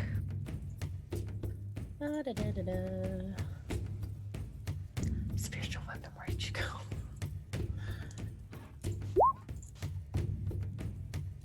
That is a hit. Wow. Okay. Tell me what this looks like. Still a little pissed from him hurting me earlier. The trident basically is just gonna like come out of nowhere and then just like spear him. Yeah, it just completely crashes into the creature, pins it down to the ground. You see it writhing around in death throes and eventually just crumbles into twigs and branches, and the trident is speared there. Okay, so that's going to be your turn. Adon, you are rooted in place. I don't think I'm gonna make a strength check. I think I'm just gonna, since I still have my insightful fighting on this guy, I think I'm just gonna attack him from Okay. being restrained. So that means you get advantage, right? Yeah, but it's like flat because I have disadvantage, right? Yes. So they do cancel out. So this is just a normal attack. Dope. Okay, a 12 is a hit. Oh my god. Dope. And then that's the... Yeah. Okay, nice. Okay, so that is 14 damage. You stab your short sword in and you manage to spear it right into its rib cage if it were a person where a rib cage would be. And you hear a hissing sound, almost a sound of like air escaping a balloon. And it turns these unnatural eyes onto you and the head cocks at an eerie angle and it looks directly at you. It seems to be quite hurt, but it is still upright. Great. That is my whole turn. Okay. And then it's its turn, and it's going to attempt to slam into you, Adon. I imagine it will succeed. Yep, both of those would have hit. Okay. So it hits you for 11 damage. No, not 11 damage. Okay. On a hit, a larger, smaller target is grappled. Until this grapple ends, the target is restrained and it cannot constrict another target. So you see it lunge forward and these vine-like arms just sort of twist around you and it bear hugs you, crushing you to its chest, where you had moments before slammed your blade into it. And it is more or less wrapped around you. So this one is going to 1, 2.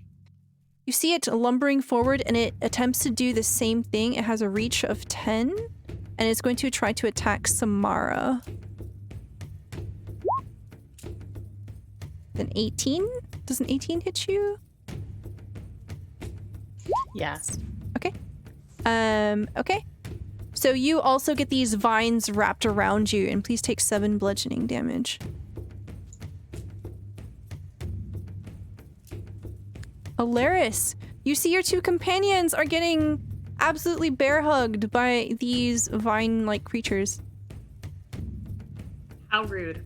Alaris is going to take her first swing at the one bear hug and a dawn. Okay. Boop. That's a hit. 17.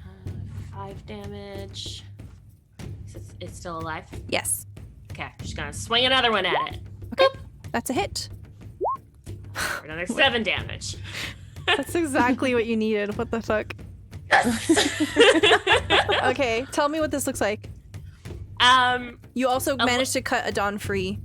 Yeah, so Alaris, her first priority was to cut Adon free, and then with her second sword swing, it kind of comes up along one of the vines, slicing it like in half as it follows it up towards the vine-like creature and just like chops a big chunk of it off, I don't know, revealing its weird airy innards.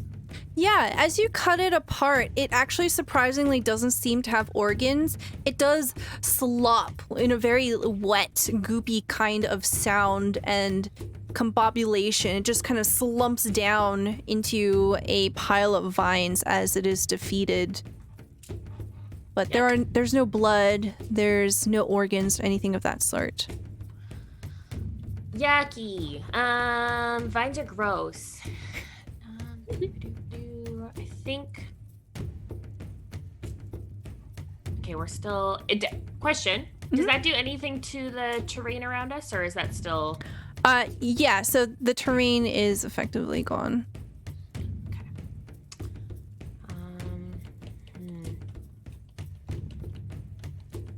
I think Alaris is probably gonna stay put, ready to next her round to bash the Quickfoot-sized twig. Okay. As you turn your attention towards it, it goes and attempts to slash at you. Does a 15 hit? If it meets, it beats. Yes. Okay, so you only take 3 damage. So this little tiny twig creature somehow manages to rake its claws into your armor, shredding some of your armor by your calves. It draws blood. Ouch. Totally leaves a splinter. Ooh. That thing's dead. Samara, it is your turn. Okay. And I'm grappled, right? Yes, by this one here. Okay. So you can try to escape with athletics or acrobatics DC 12.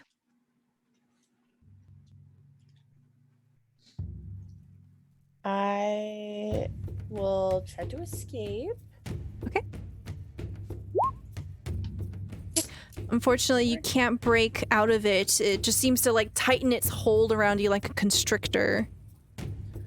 Okay. Well, since I'm not going anywhere, can I cast? Oh, no, I don't think I can. I think that's an action. So if you have a bonus action, you can use a bonus action. Okay. To cast a spell? Is your spiritual weapon still up? You can move it. You do. You can move that. Yep. I don't really want to hit him when I'm in his grasp, though. You could have it like come up from behind if you wanted. Okay. So it's like Yeah, it's I'll do still that. here, and its vines reach you 10 feet away. Okay.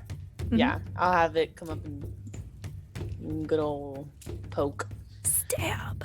A little stabby stab, if you know what I mean. Shank it. 10 is a miss. It seems to notice the trident come up, and it just and it lurches out of the way. That's all I got. Okay.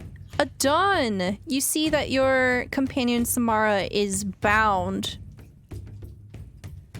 Dope. Frick. I can't decide which one to. Yeah, okay. I'm gonna first of all bonus action and Insightful Fighting on this guy, the orange one. Okay. That one's twig point. Yeah, absolutely. Dope. And then I'm just going to slice him. Slice him up. Sounds good. Ooh. Oh my god. Okay. And that's sneak attack too? Yes. Yeah.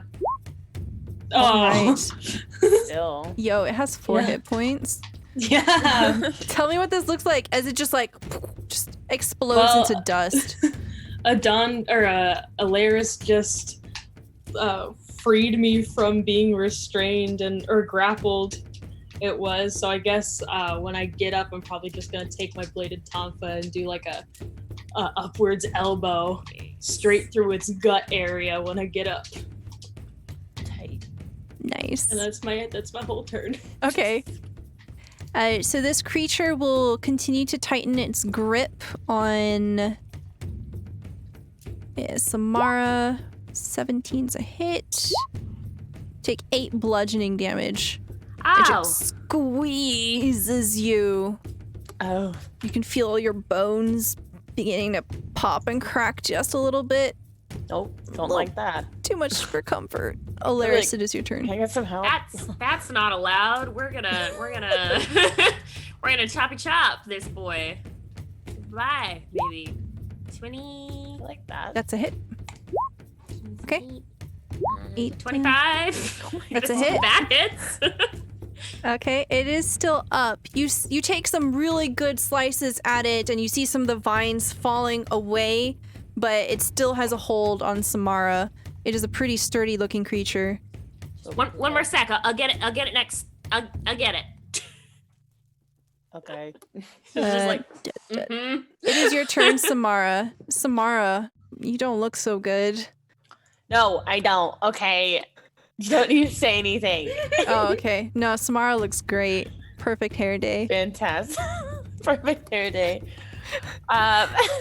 Eyes still a little saucery from the magic crack that you had earlier. Magic crack.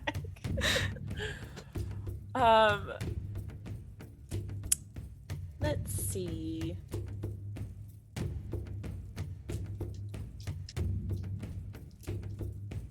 I guess I'll just take a swing at it again with my spiritual weapon. Sounds good. I'm gonna roll a physical dice for this. Do it. +5. 19. Mm-hmm. What's the damage on this bad boy? It was a 1d8 plus 3. Yeah. That is 6.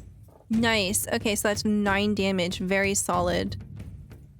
It is still up, but you see it swaying. It seems to be on its last vine. Haha. Adon, it is your turn. Yeah, I'm just gonna fucking run up and. Oh, I should actually do my bonus. I'm gonna insightful fighting it. Yeah, Okay. I have to. Okay. That's so tedious. -2. -2. You can tell Hell that yeah. this vine blight does not have a good personality. Oh. Well, you do get advantage. Oh yeah. Thank God. Oh, No. A 6 or an 8 do not help you. You know what? I'm Unfortunately. gonna take a blessing on Okay. that one. Yeah, go Please, ahead 'cause and I'm gonna roll die. one more. What? That's a 6. I'm sorry. It's okay. You try as you can, as hard as you can. It just weaves and bobs out of the way, and the camera zooms in on its face. You see these unnatural eyes just sort of widen with hunger as it looks to Samara. I'm dead. It's a 6. 6. How much do I have? I'm down. Oh no. No, that's the attack roll. That's the hit. Oh, no. Yeah. It tries to constrict, but you can see that it is quite distracted by Adon's flailing. I'm flexing. You're flexing. Yeah, so it can't do it. Yeah, you're like, no! Alaris, your turn. Help. Yeah, we're gonna chop this boy. Chop. That's a Chop. hit. Oh, click Yeah, button. okay, alright, hold on. Wow. Yeah, alright, she's... You're Okay. rolling great. Tell me what this looks like. Can't relate. Me either. So Alaris, being very concerned that her partner in crime essentially is getting the life squeezed out of her, she is going to thrust her sword up in between the vines and just pull it out with sheer aggression. Just, not today, sir. As you do that, just the vines fall apart and slop down messily around you. You can see Samara is wounded, winded, bruised, struggling to take breath, collapses down onto her knees as the vines loosen their hold. And that is where we're going to take our break. We'll be back in 5 minutes. Please grab a drink, do a stretch, grab a snack, and we'll be right back. And we are back. Thank you so much, everyone, for your patience. So we see Samara collapse down to the ground, very, very hurt. Adon also very hurt. And all about you, there is smoke rolling in from the east. You have Quickfoot peering from behind a giant boulder. And Alaris, you're the only one standing here. Shit, are you guys okay? I hurt. I've been better. Definitely been better. You got anything to patch us up? I don't. Do I know? I'm gonna cast, what's it called? Cure Wounds at first level on Adon. Boop, boop, boop. Ooh. So you heal for 8 hit points. That is perfect. Thank you. I don't know why I did that. It was weird. So give us a reminder of what it looks like when you cast Cure Wounds. Cure Wounds is touch. So it's pretty much, I'm just gonna like, at this point, you know, I'm like hurting too. So I'm just gonna like lazily like touch her, and it's gonna look like there's like waves like washing up on her skin with a faint smell of ocean water. Oh, thank you. Yeah. And then where's my equipment?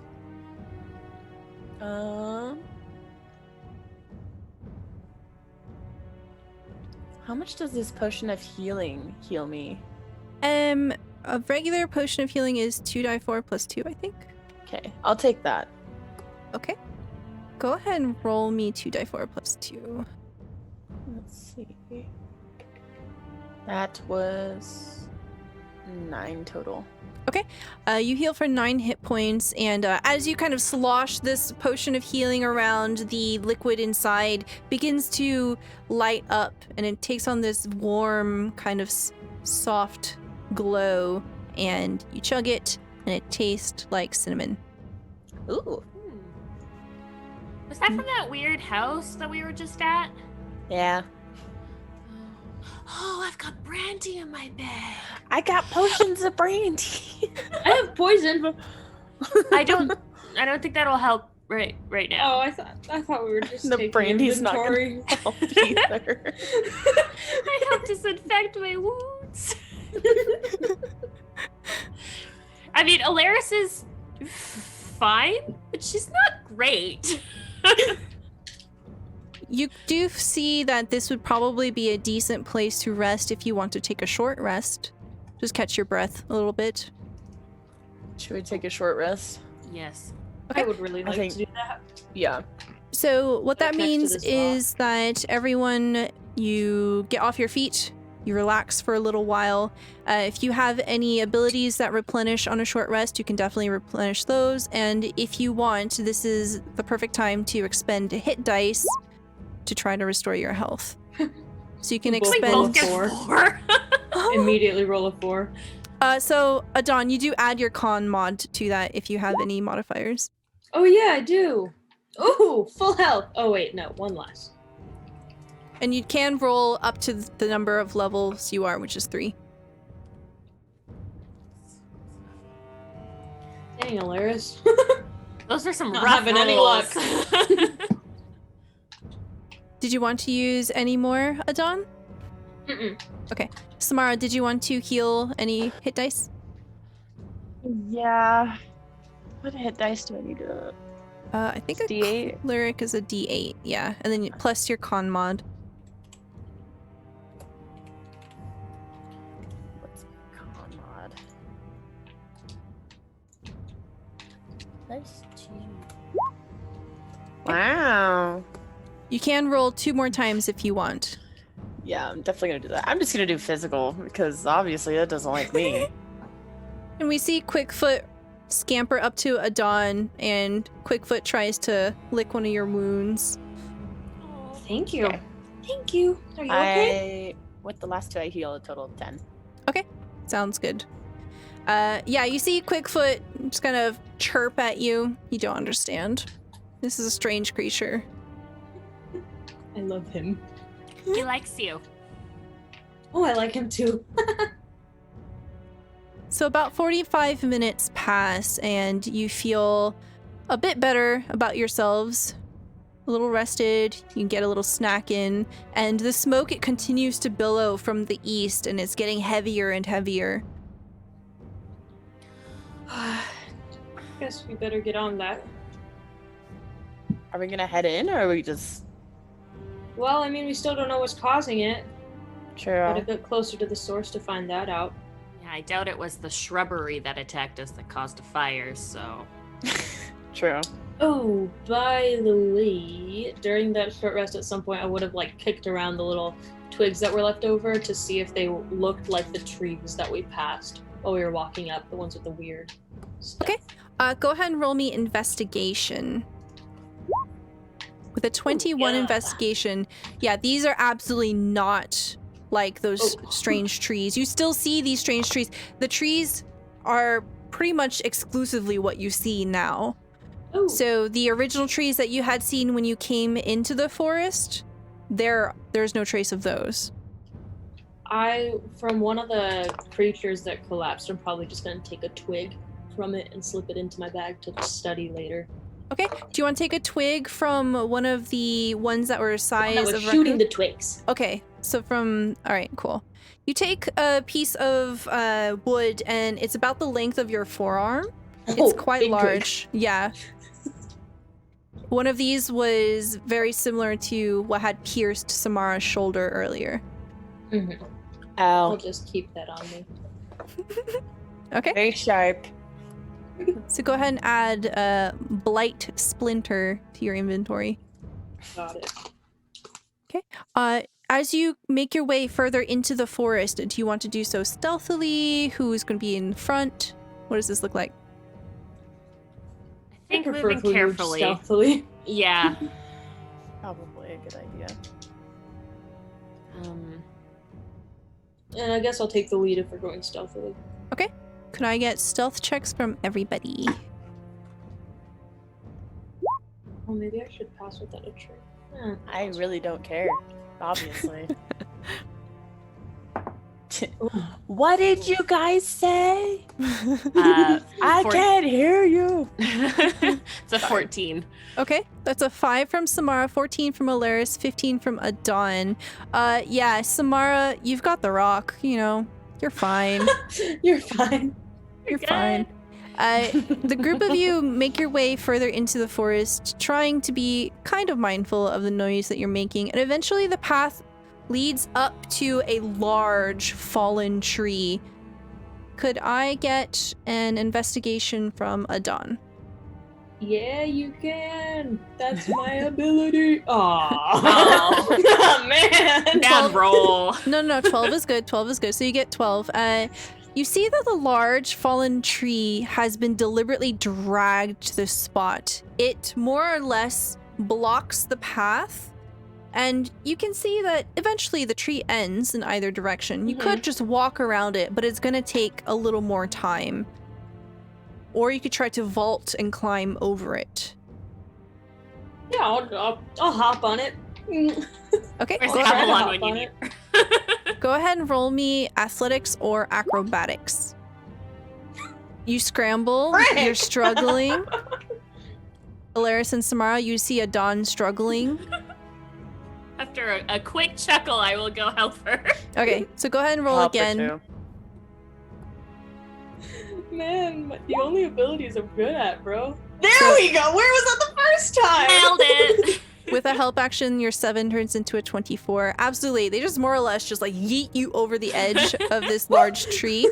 Adon disappears from view. Alaris and Samara, you are on this side of this enormous tree. I think we should probably go over quickly. Yeah, let's pop on over. It'll be athletics or acrobatics from both of you. Okay. Alaris, you get over no problem. Samara, you are struggling. Help.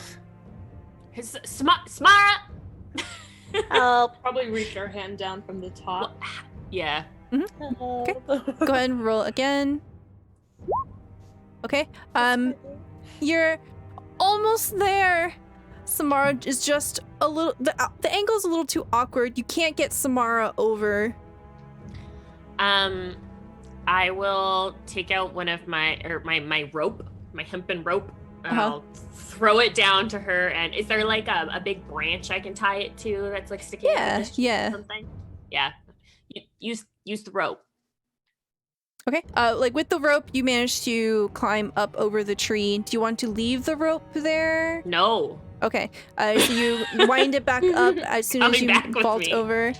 And as you plop down onto the other side, you see another clearing open up before you. The smoke moves, winding ominously from side to side. And hazy, obscured, you see a humanoid shape. As you watch, the shape touches a tree next to them.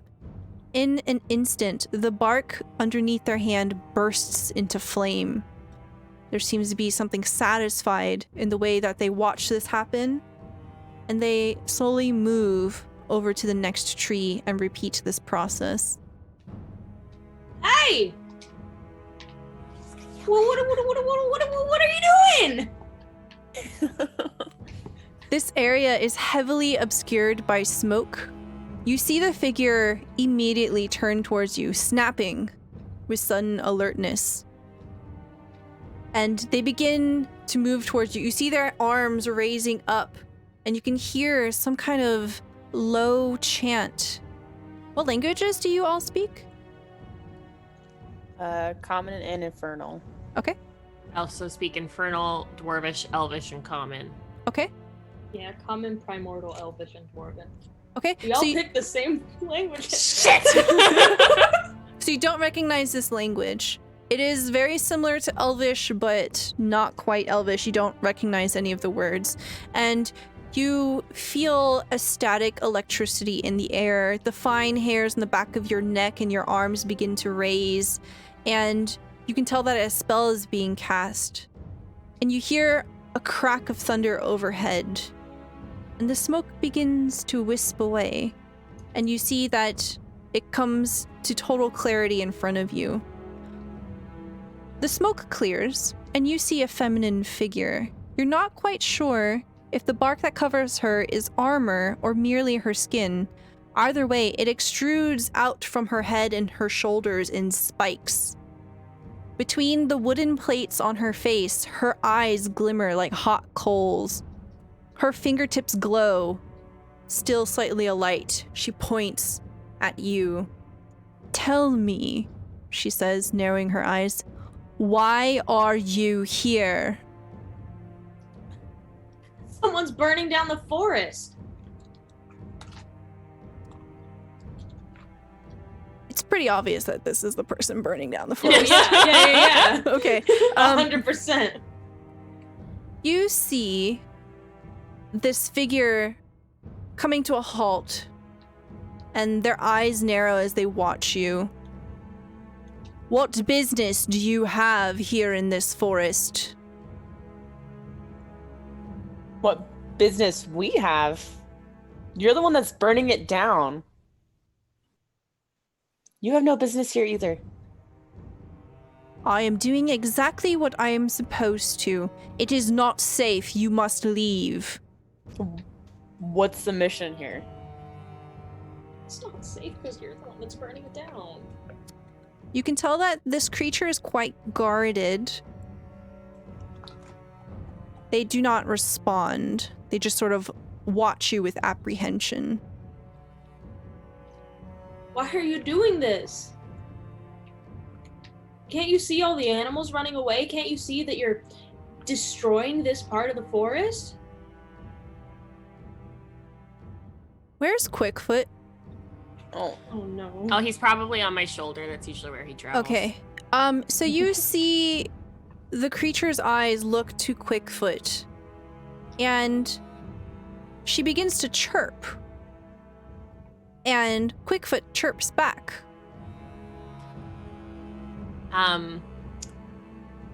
DM, Yes. I would like to cast Speak with Animals. Okay. Tell me And what I this looks like as you cast the spell. When Alaris casts this spell, it looks like small sparks kind of erupt from her voice box and form the picture of like a jaw, almost like a wolf's jaw or something like that, opening and closing, and then it fades back into her body.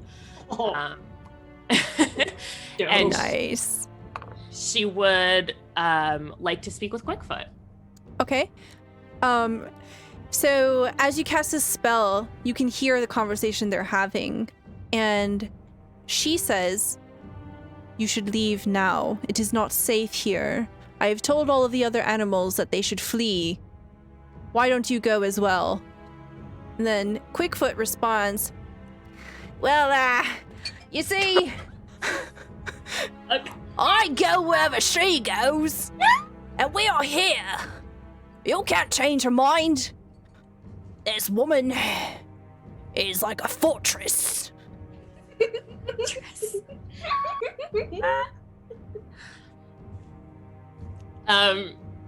Alaris will respond, I guess, in raccoon.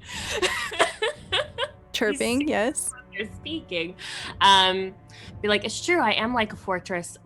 Why are you burning this forest down? But like in raccoon. Okay. She seems to sigh, deflating a bit at this, and she says, "The trees have spoken." She speaks in common, so all of you can hear. "The trees have spoken to me, and they are in pain. It is absolutely necessary that I do this for them. They have cried and cried for years. And I have finally arrived to help." Can I insect check that? Yes. I Anybody would can. like to insight. Yeah, yes. Damn it. Why are we rolling so bad today? Oh god, man? we really rolled the same. Twins. Adon and Samara both have 10. Alaris 18. Adon and Samara, this seems pretty earnest. A bit sketch, but maybe. And Alaris, you have the feeling that this is being spoken with great passion. You are very confident that this being believes exactly what they're saying.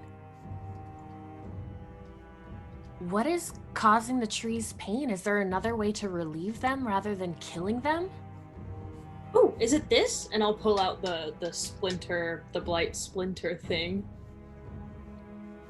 You see the features on this creature. They begin to drop, and you see an expression of despair, and they suddenly move forward and they try to take the splinter from you. I'll give it to her. Okay, she takes it, she cradles it in her hand, and she kind of narrows her eyes at you.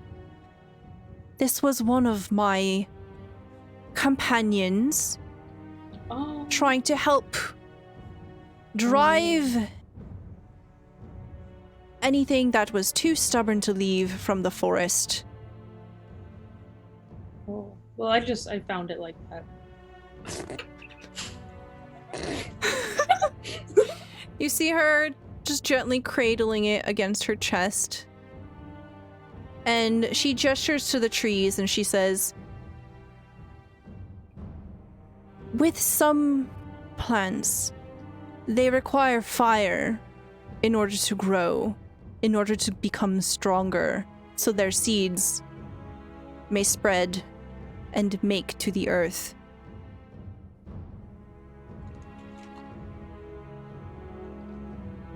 So this is kind of like a phoenix situation. You're trying to kill it off so it can regrow again healthy. Precisely. And the creature's eyes, which are like burning coal, pinpoint onto you, Adon, and you can tell that this creature is just looking you up and down, unabashed, studying you. I'll do the same to her.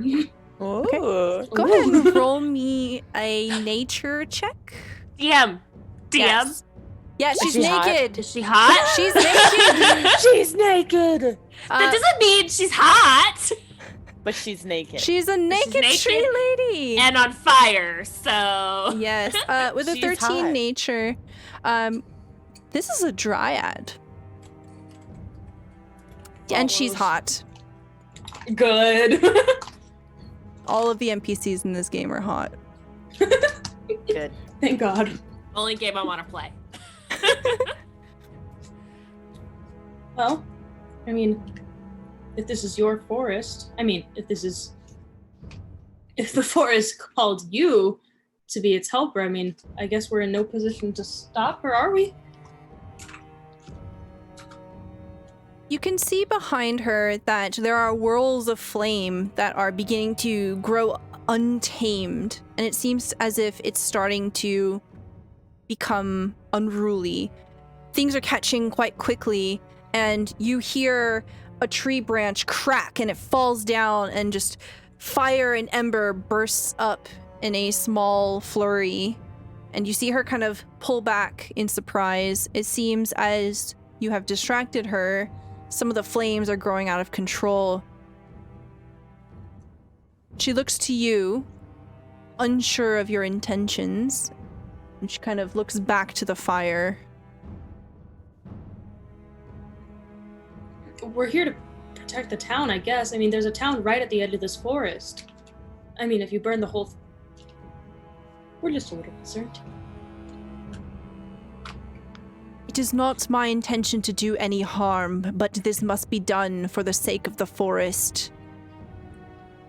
I am doing the best I can to ensure that things do not go out of hand. Is there Makes sense. any way we can help? Leave and get out of the way.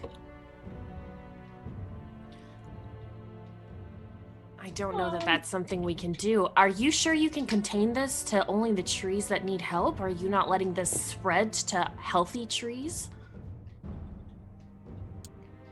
She seems quite irritated at this. You see her eyes narrow some more, and she just deliberately turns away from you and begins to walk towards a set of trees, and you can see her beginning to cast a spell again. She puts her hand on the bark, and it takes fire.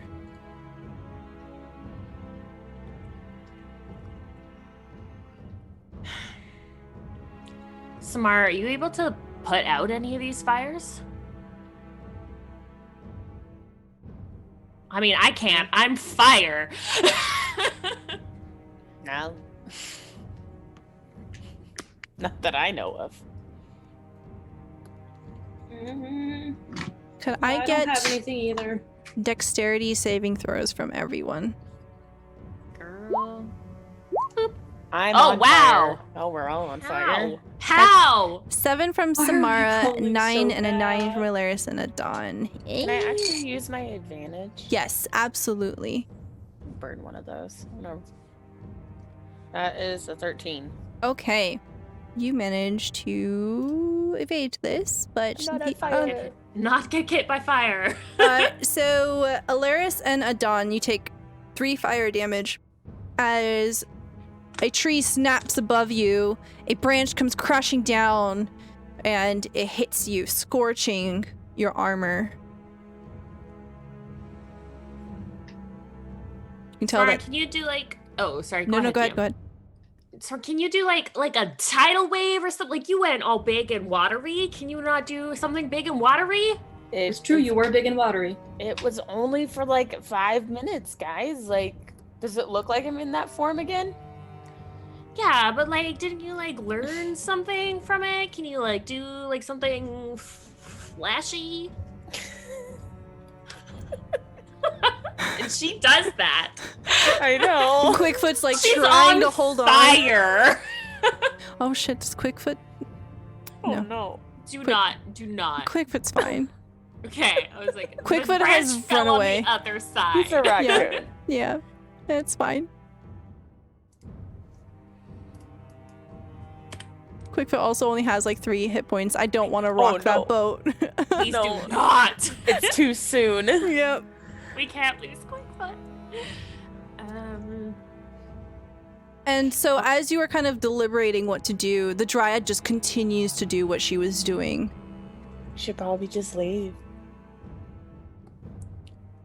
Well, what if this spreads to that village? Do we not like? Didn't the little thing that you ate tell us to come here? Like, isn't there something we need to do here? True.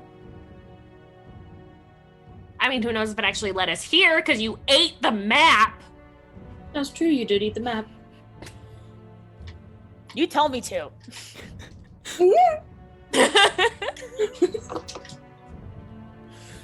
I'm not gonna stop her. She seems more in tune with trees than I am. I mean, we're obviously not going to be able to stop her, really. Well, You guys just Yeah. want to take her down? You want to fight her?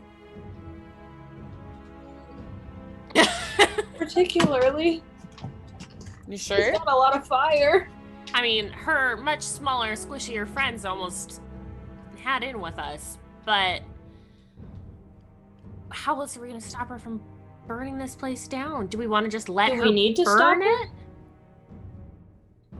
She seems like she knows what she's doing. Stop making those faces. I know, right? I'm looking at Stella. I'm like, oh shit. She's like, Don't look at me.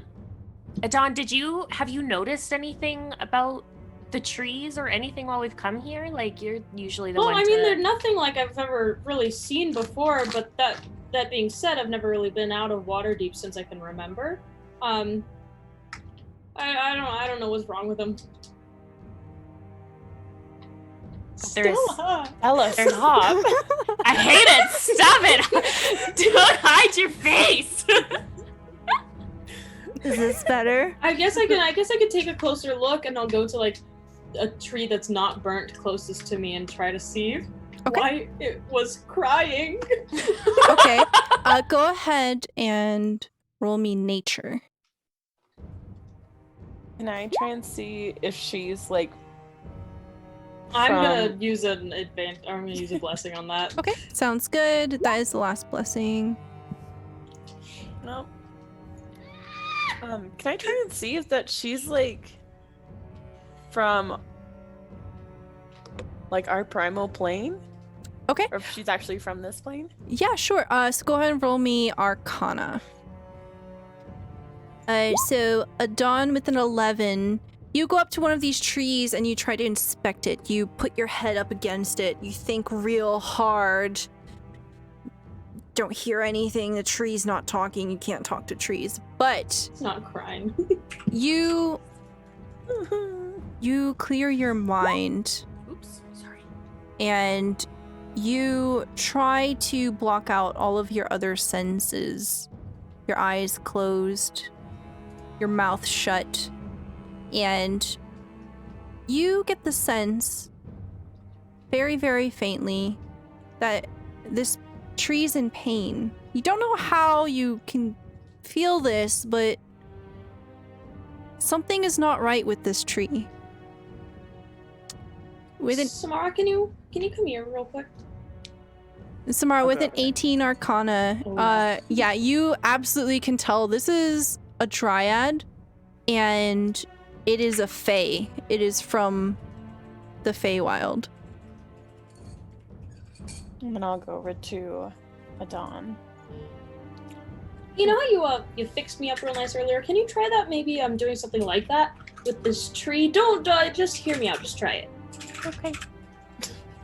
I'm like, wasn't gonna fight you on it, but yeah, sure. I guess I'll cast Healing Word. Okay.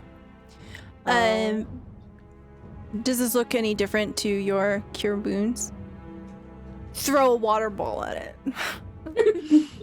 I mean, it's Like a mist. verbal, but I'm more just like I like whisper something to myself that's incoherent to everybody else, and it just kind of looks like all my other healing.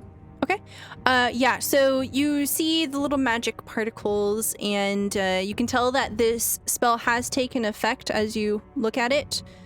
Adon, you hone in your senses again, and you still have that same feeling. Huh.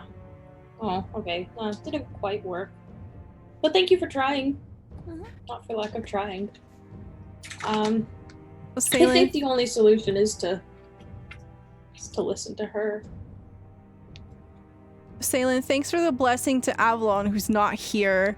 For Wow. next time. I rolled for it. Fair. Books will be obeyed. On that bad karma.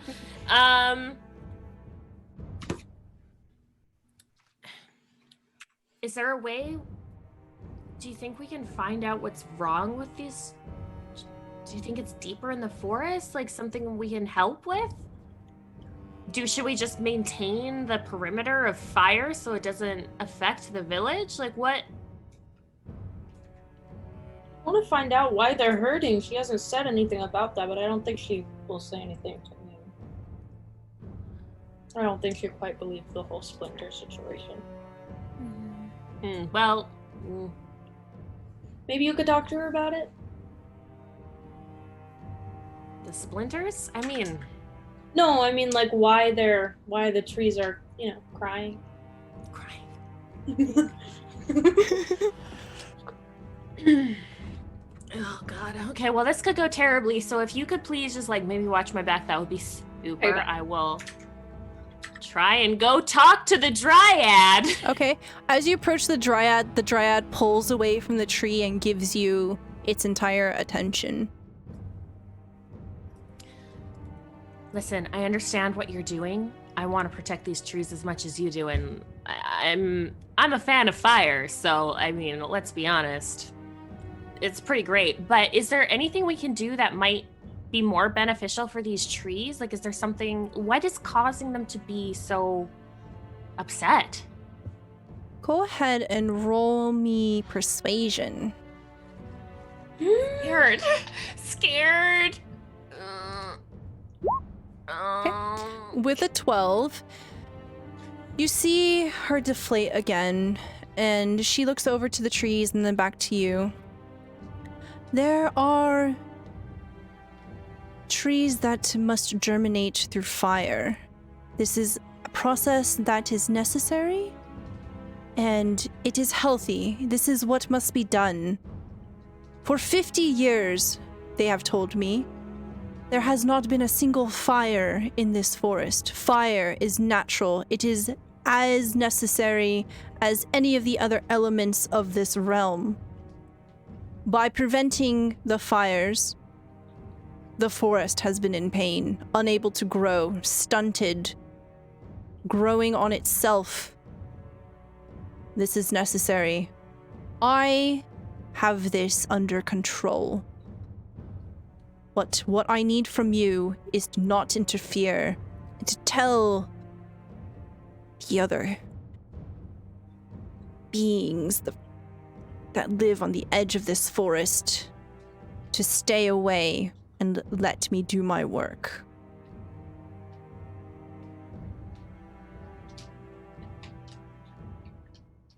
Can I help you with the fire? She looks you up and down. There's something kind of clinical in the way that she assesses you. Yes.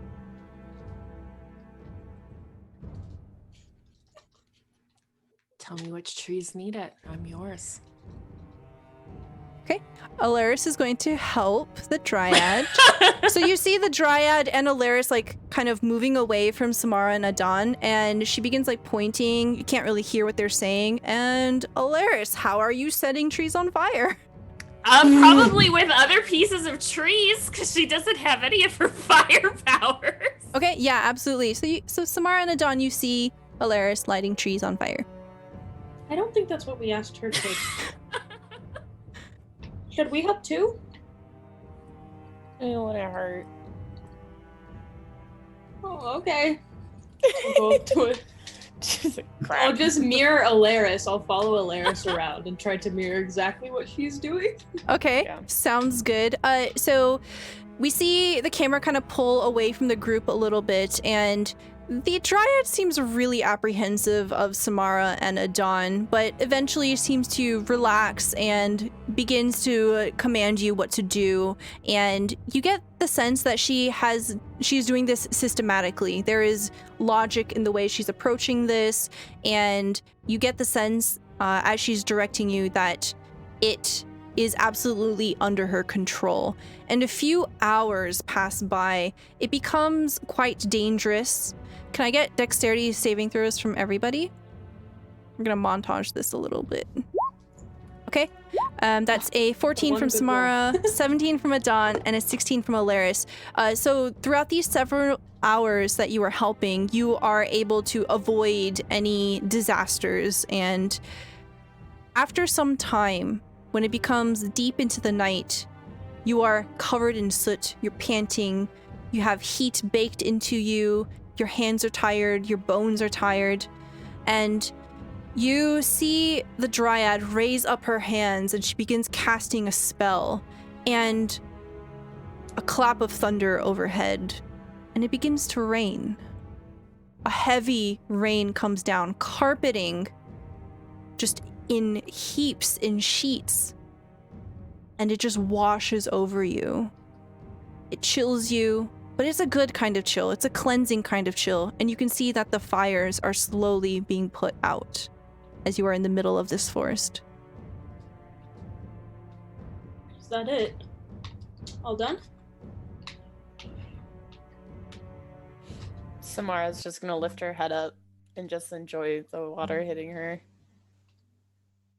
Alaris may have gotten like a little like rush out of all the fire that was surrounding her. So she's like kind of coming down out of a high right now.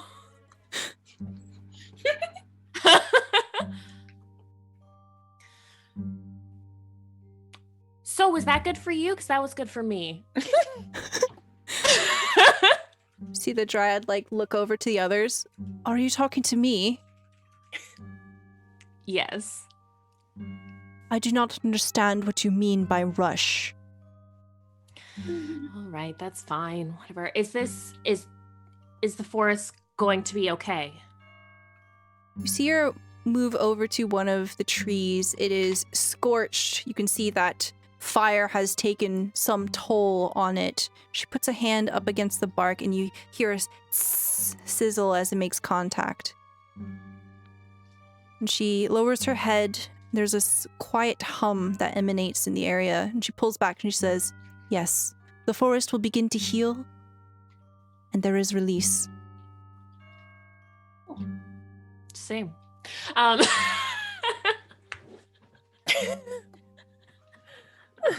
She just kind of like stares at you deadpan. She clearly does not understand. Horny be gone. Oh dear. Horny jail, bonk.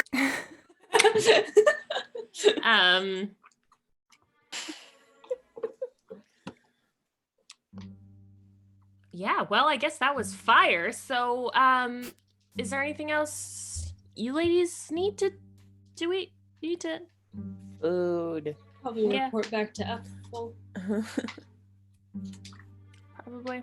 The dryad turns to face you completely, Alaris, and you hear the soft groaning of wood kind of grating against each other, and you see that the cavity of her chest opens up, and there is a small amber heart. She takes it out, and she extends it out to you, and it appears to be an amulet of some kind. It is a plain string, and it is wrapped around a small knot of amber. Eat it. This is for you not interfering. The land is satisfied, and you could have brought great destruction if you did not let me continue. Thank you. Well, I'm glad we could help you with your work. Thank you for not barbecuing us. What is that? Thank you for not lighting us on fire. Yes, I would not light anything on fire unless it was necessary. Well, I appreciate that, and thank you. This is beautiful. What is your name? I'm Alaris. And you? She seems to think for a moment. Calypta. Well, Calypta, I hope our paths cross again. She looks over at Samara and Adon. Give her a small wave. She copies you. She doesn't seem to really understand what it means. Introduce yourself! Sorry, I'm Samara. Hi. Hi, Calypta. As Adon raises her hand, she kind of leans away and she holds the splinter to her I chest. found it like that. Never mind. I have a sense that we might meet again. But for now, I am needed elsewhere. Good luck. Alaris will give a really deep bow to her. Seeing Alaris do that, I'm gonna quickly also bow. I'm just... Bye. Yeah, she just kind of looks at Samara and then she turns and she just starts walking away. And as she kind of steps further and further away, it's a little difficult to make out to the outline of her shape. She almost seems to blend into the forest until she's completely gone and vanished. You are all drenched, completely wet, in the middle of a forest. Samara has a little Better bit of than on energy fire. from the water. Should I I feel lick great. it? Yeah, I should totally lick it. Eat it. Just shove it all in your mouth, you know? It'll be okay. Don't do that. You lick it? Can I I lick see- I guess while she's licking it, can I see if it has any kind of magical sense? Magic. Yeah. Yes. So Alaris, roll me a wisdom saving throw. Samara, roll me Arcana. Yeah. Oh, rough. That's a 3. That's a 3. Okay, 3 on your wisdom saving throw. Alaris, you lick it. Oh my god. Great. It tastes delicious. What's your favorite drink? Wine. It tastes like Dessert wine. Dessert wine. Dessert wine. The sweetest, most succulent wine. With an 8 Arcana, Samara, yes, this thing is radiating magic. This is absolutely magic. Can I lick it? Oh, but it tastes like I let you eat mine wine. earlier. Oh god. Okay, but only a lick. Okay.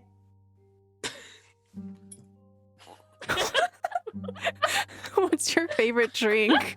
London fog. Tastes like Ooh. London fog. It's good. You should totally eat that. Just pop it. Alaris Dawn's will not like gonna say side eye anything, Dawn. But I'm not gonna say anything, but I'm gonna be She'll hold it waiting. out for a lick. I know you want to. What's your favorite drink? black coffee.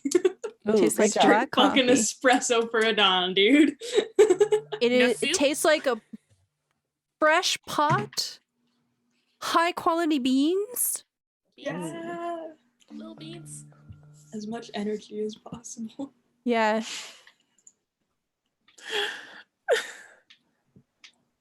So, Well, it tastes edible. Your thing was edible. do you get the sense that you can do it? It tasted good. But do you get the sense that you can eat it? There's a difference. Should I look for a map first? Yeah, totally. Do Oh that. yeah. Can yeah. you even That's look a for a better map idea. with it? I don't Yeah, know, look it's- through it. Okay, It's like a. look through it. So you hold it up to your eye. You can't see through it. Oh no, Oh. I can't. There's nothing. Yeah. Don, can you examine this first before I consume it? Yeah. And I'll grab it and I'll check the magic, but I will also just like investigate it in general, I think. Go ahead and roll me investigation. So I'm going to say that as you are kind of walking out of the forest, Adon is like looking over this. So one of you is going to have to lead the party. I can do that. Okay, go ahead and roll Good, me 'cause- survival. Alaris is watching Adon. Like, Even with a 7, Samara, you do get kind of twisted and turned, but Alaris and Adon are distracted, so they don't say anything. And you're eventually doing a great job. you eventually lead them out of the forest, but Adon, as you are looking over this thing and you spend quite a bit of time, it took you a few hours to get in, takes you a lot more than a few hours to get out. You know that this is an amulet of the summer phase blessing. This amber amulet softly glows with a warm light and smells like a campfire. While you are wearing it, you gain the following benefits. You can use the amulet as a spellcasting focus. You have resistance to fire damage. You don't suffer the effects of extreme heat as described in the Dungeon Master's Guide. Whenever you make a charisma check, when interacting with Fae, you have advantage on the check.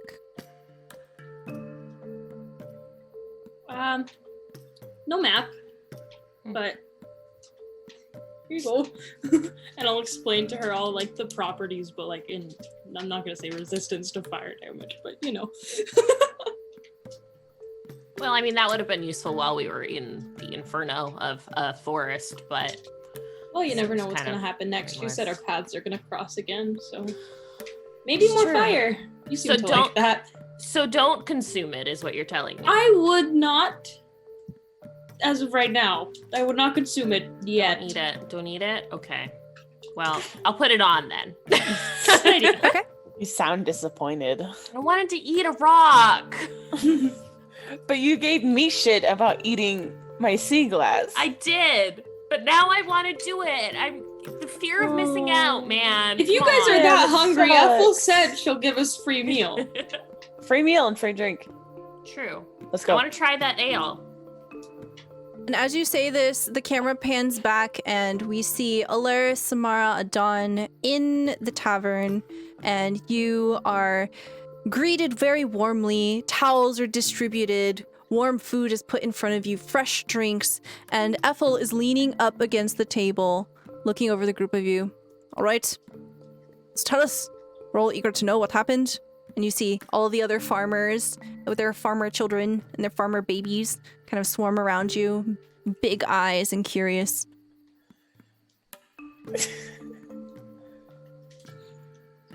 Well, you see, we went into the forest and there was all these fire elementals. There was like dozens of them. So many fire elementals. But Smar over here, she can summon tidal waves and she can summon the rain to pour. So the fire elementals, they lit the forest on fire. We took out so many of them, but Smara here, she is the real hero. She summoned a torrential downpour that absolutely eliminated all these fire elementals. You shouldn't have a problem getting. In fact, your force is probably going to come back bigger and stronger than. Just start like hitting her on the shoulder, like fucking stop. These people are amazed at your story. Some of them are trying to get more drinks to the table, and Ethel is like, wow, I ain't ever hear a tale like that before. Well, you certainly deserve this, and boom, just a big sack of money. Right. It's 855, but it's close enough. Yeah, we need to get out of water deep, guys. It is 100 gold pieces. Okay. Well, we'll split it so we can save some for Avalon, too. Oh, yeah. Don't. It's only the polite thing to do. I know. Ooh, Well, I should let her lick this. You should totally get her to do that. I don't understand what you're saying, but it is getting quite late. We have some dry beds for you if you want to. Oh, I would love that. Hunker down for the night. Yes, thank you. Absolutely. Please come with me. And the camera fades to black as our party gets to rest. And what we see is an alleyway. We see Avalon. Regal, proud, strong, towering over Lily and Sanger, where she is leaving them. She waves, and the pair walk off, and she turns to go the other direction. And from the shadows, a figure appears. Avalon stops, looks over her shoulder, and when she looks forward again, another figure appears. And the camera pans over to a wall, and we see just their shadows. You see the two figures descend upon Avalon, and the screen goes black. And then we see another scene. She's dead. We see Alaris, but younger, standing beside Grot, and Grot is holding someone down as Alaris pats down the pockets and pulls out a big fat emerald, holds it up to the light. Alaris says, yes, this is it. Stashes it away. You see Quickfoot suddenly scamper up onto Grot's shoulder, looking around, ever the vigilant companion of Grot. And then the two of them run off into the alleyway. And you see Quickfoot looking over at Alaris, curious, but not quite sure how he feels about his master's new friend. And that is where we're going to end the session for today. Of course, you had to jump Avalon right at the end. So this was From the Forest They Fled by Allison Huang. Thank you so much for joining us for this adventure. If you want to check her out, this is her Twitter. This was an amazing story. Thank you so much for that story. And just as a reminder, this is Unbound, Uncaged Anthology, written by a bunch of super awesome people trying to put new twists to classic stories that are very desperately needed. And yeah, we'll go around real quick and do some outros and talk about our favorite part of this episode. And we'll start off with Dungeon Dame. Hi guys, I'm Dungeon Dame. Apparently I like to lick things. I play Alaris. You can find me on Twitter or Instagram at the same handle. Mostly I am here in Stella Luna's channel, either playing D&D or sometimes she runs like her one-shot marathons. I'll pop up into those. Or you can find me in her Discord. So make sure you go check that out. My favorite part of tonight, oh gosh, there was so much fun. But I think honestly, Alaris waking up to Samara eating the glass. It was just absolutely ridiculous. Alaris did not know what to do with that information, but that was pretty fantastic. Awesome. Thank you. All of her links are there in the chat. Please definitely go check her out. Next, we have Giggly Dendrolagus. Hi guys, I play Samara. You can find me here on Twitch at Giggly Dendrolagus or on Twitter at Giggly Dendro. I sometimes stream, but mostly I'm here every Friday playing D&D. It's great. And probably my favorite part was everybody trying to convince me to, was Alaris trying to convince me to not eat the glass and then Dan telling me to do it. That was great. I love that so much. Oh, and you were just like hoarding it over in the corner of your camera. Mr. Precious. Thank you so much. And last but certainly not least, we have EJ. Hi, I am EJ. You can find me on Twitter at emeanly. That's emeanly. And my favorite part of tonight was also their favorite part, but it was specifically when Samara held the glass thing, and we were just both too short to contest her. Oh. Like she threw a quick foot. That was my favorite part. Oh yeah, poor Quickfoot. It's okay. Fucking yeeted him, dude.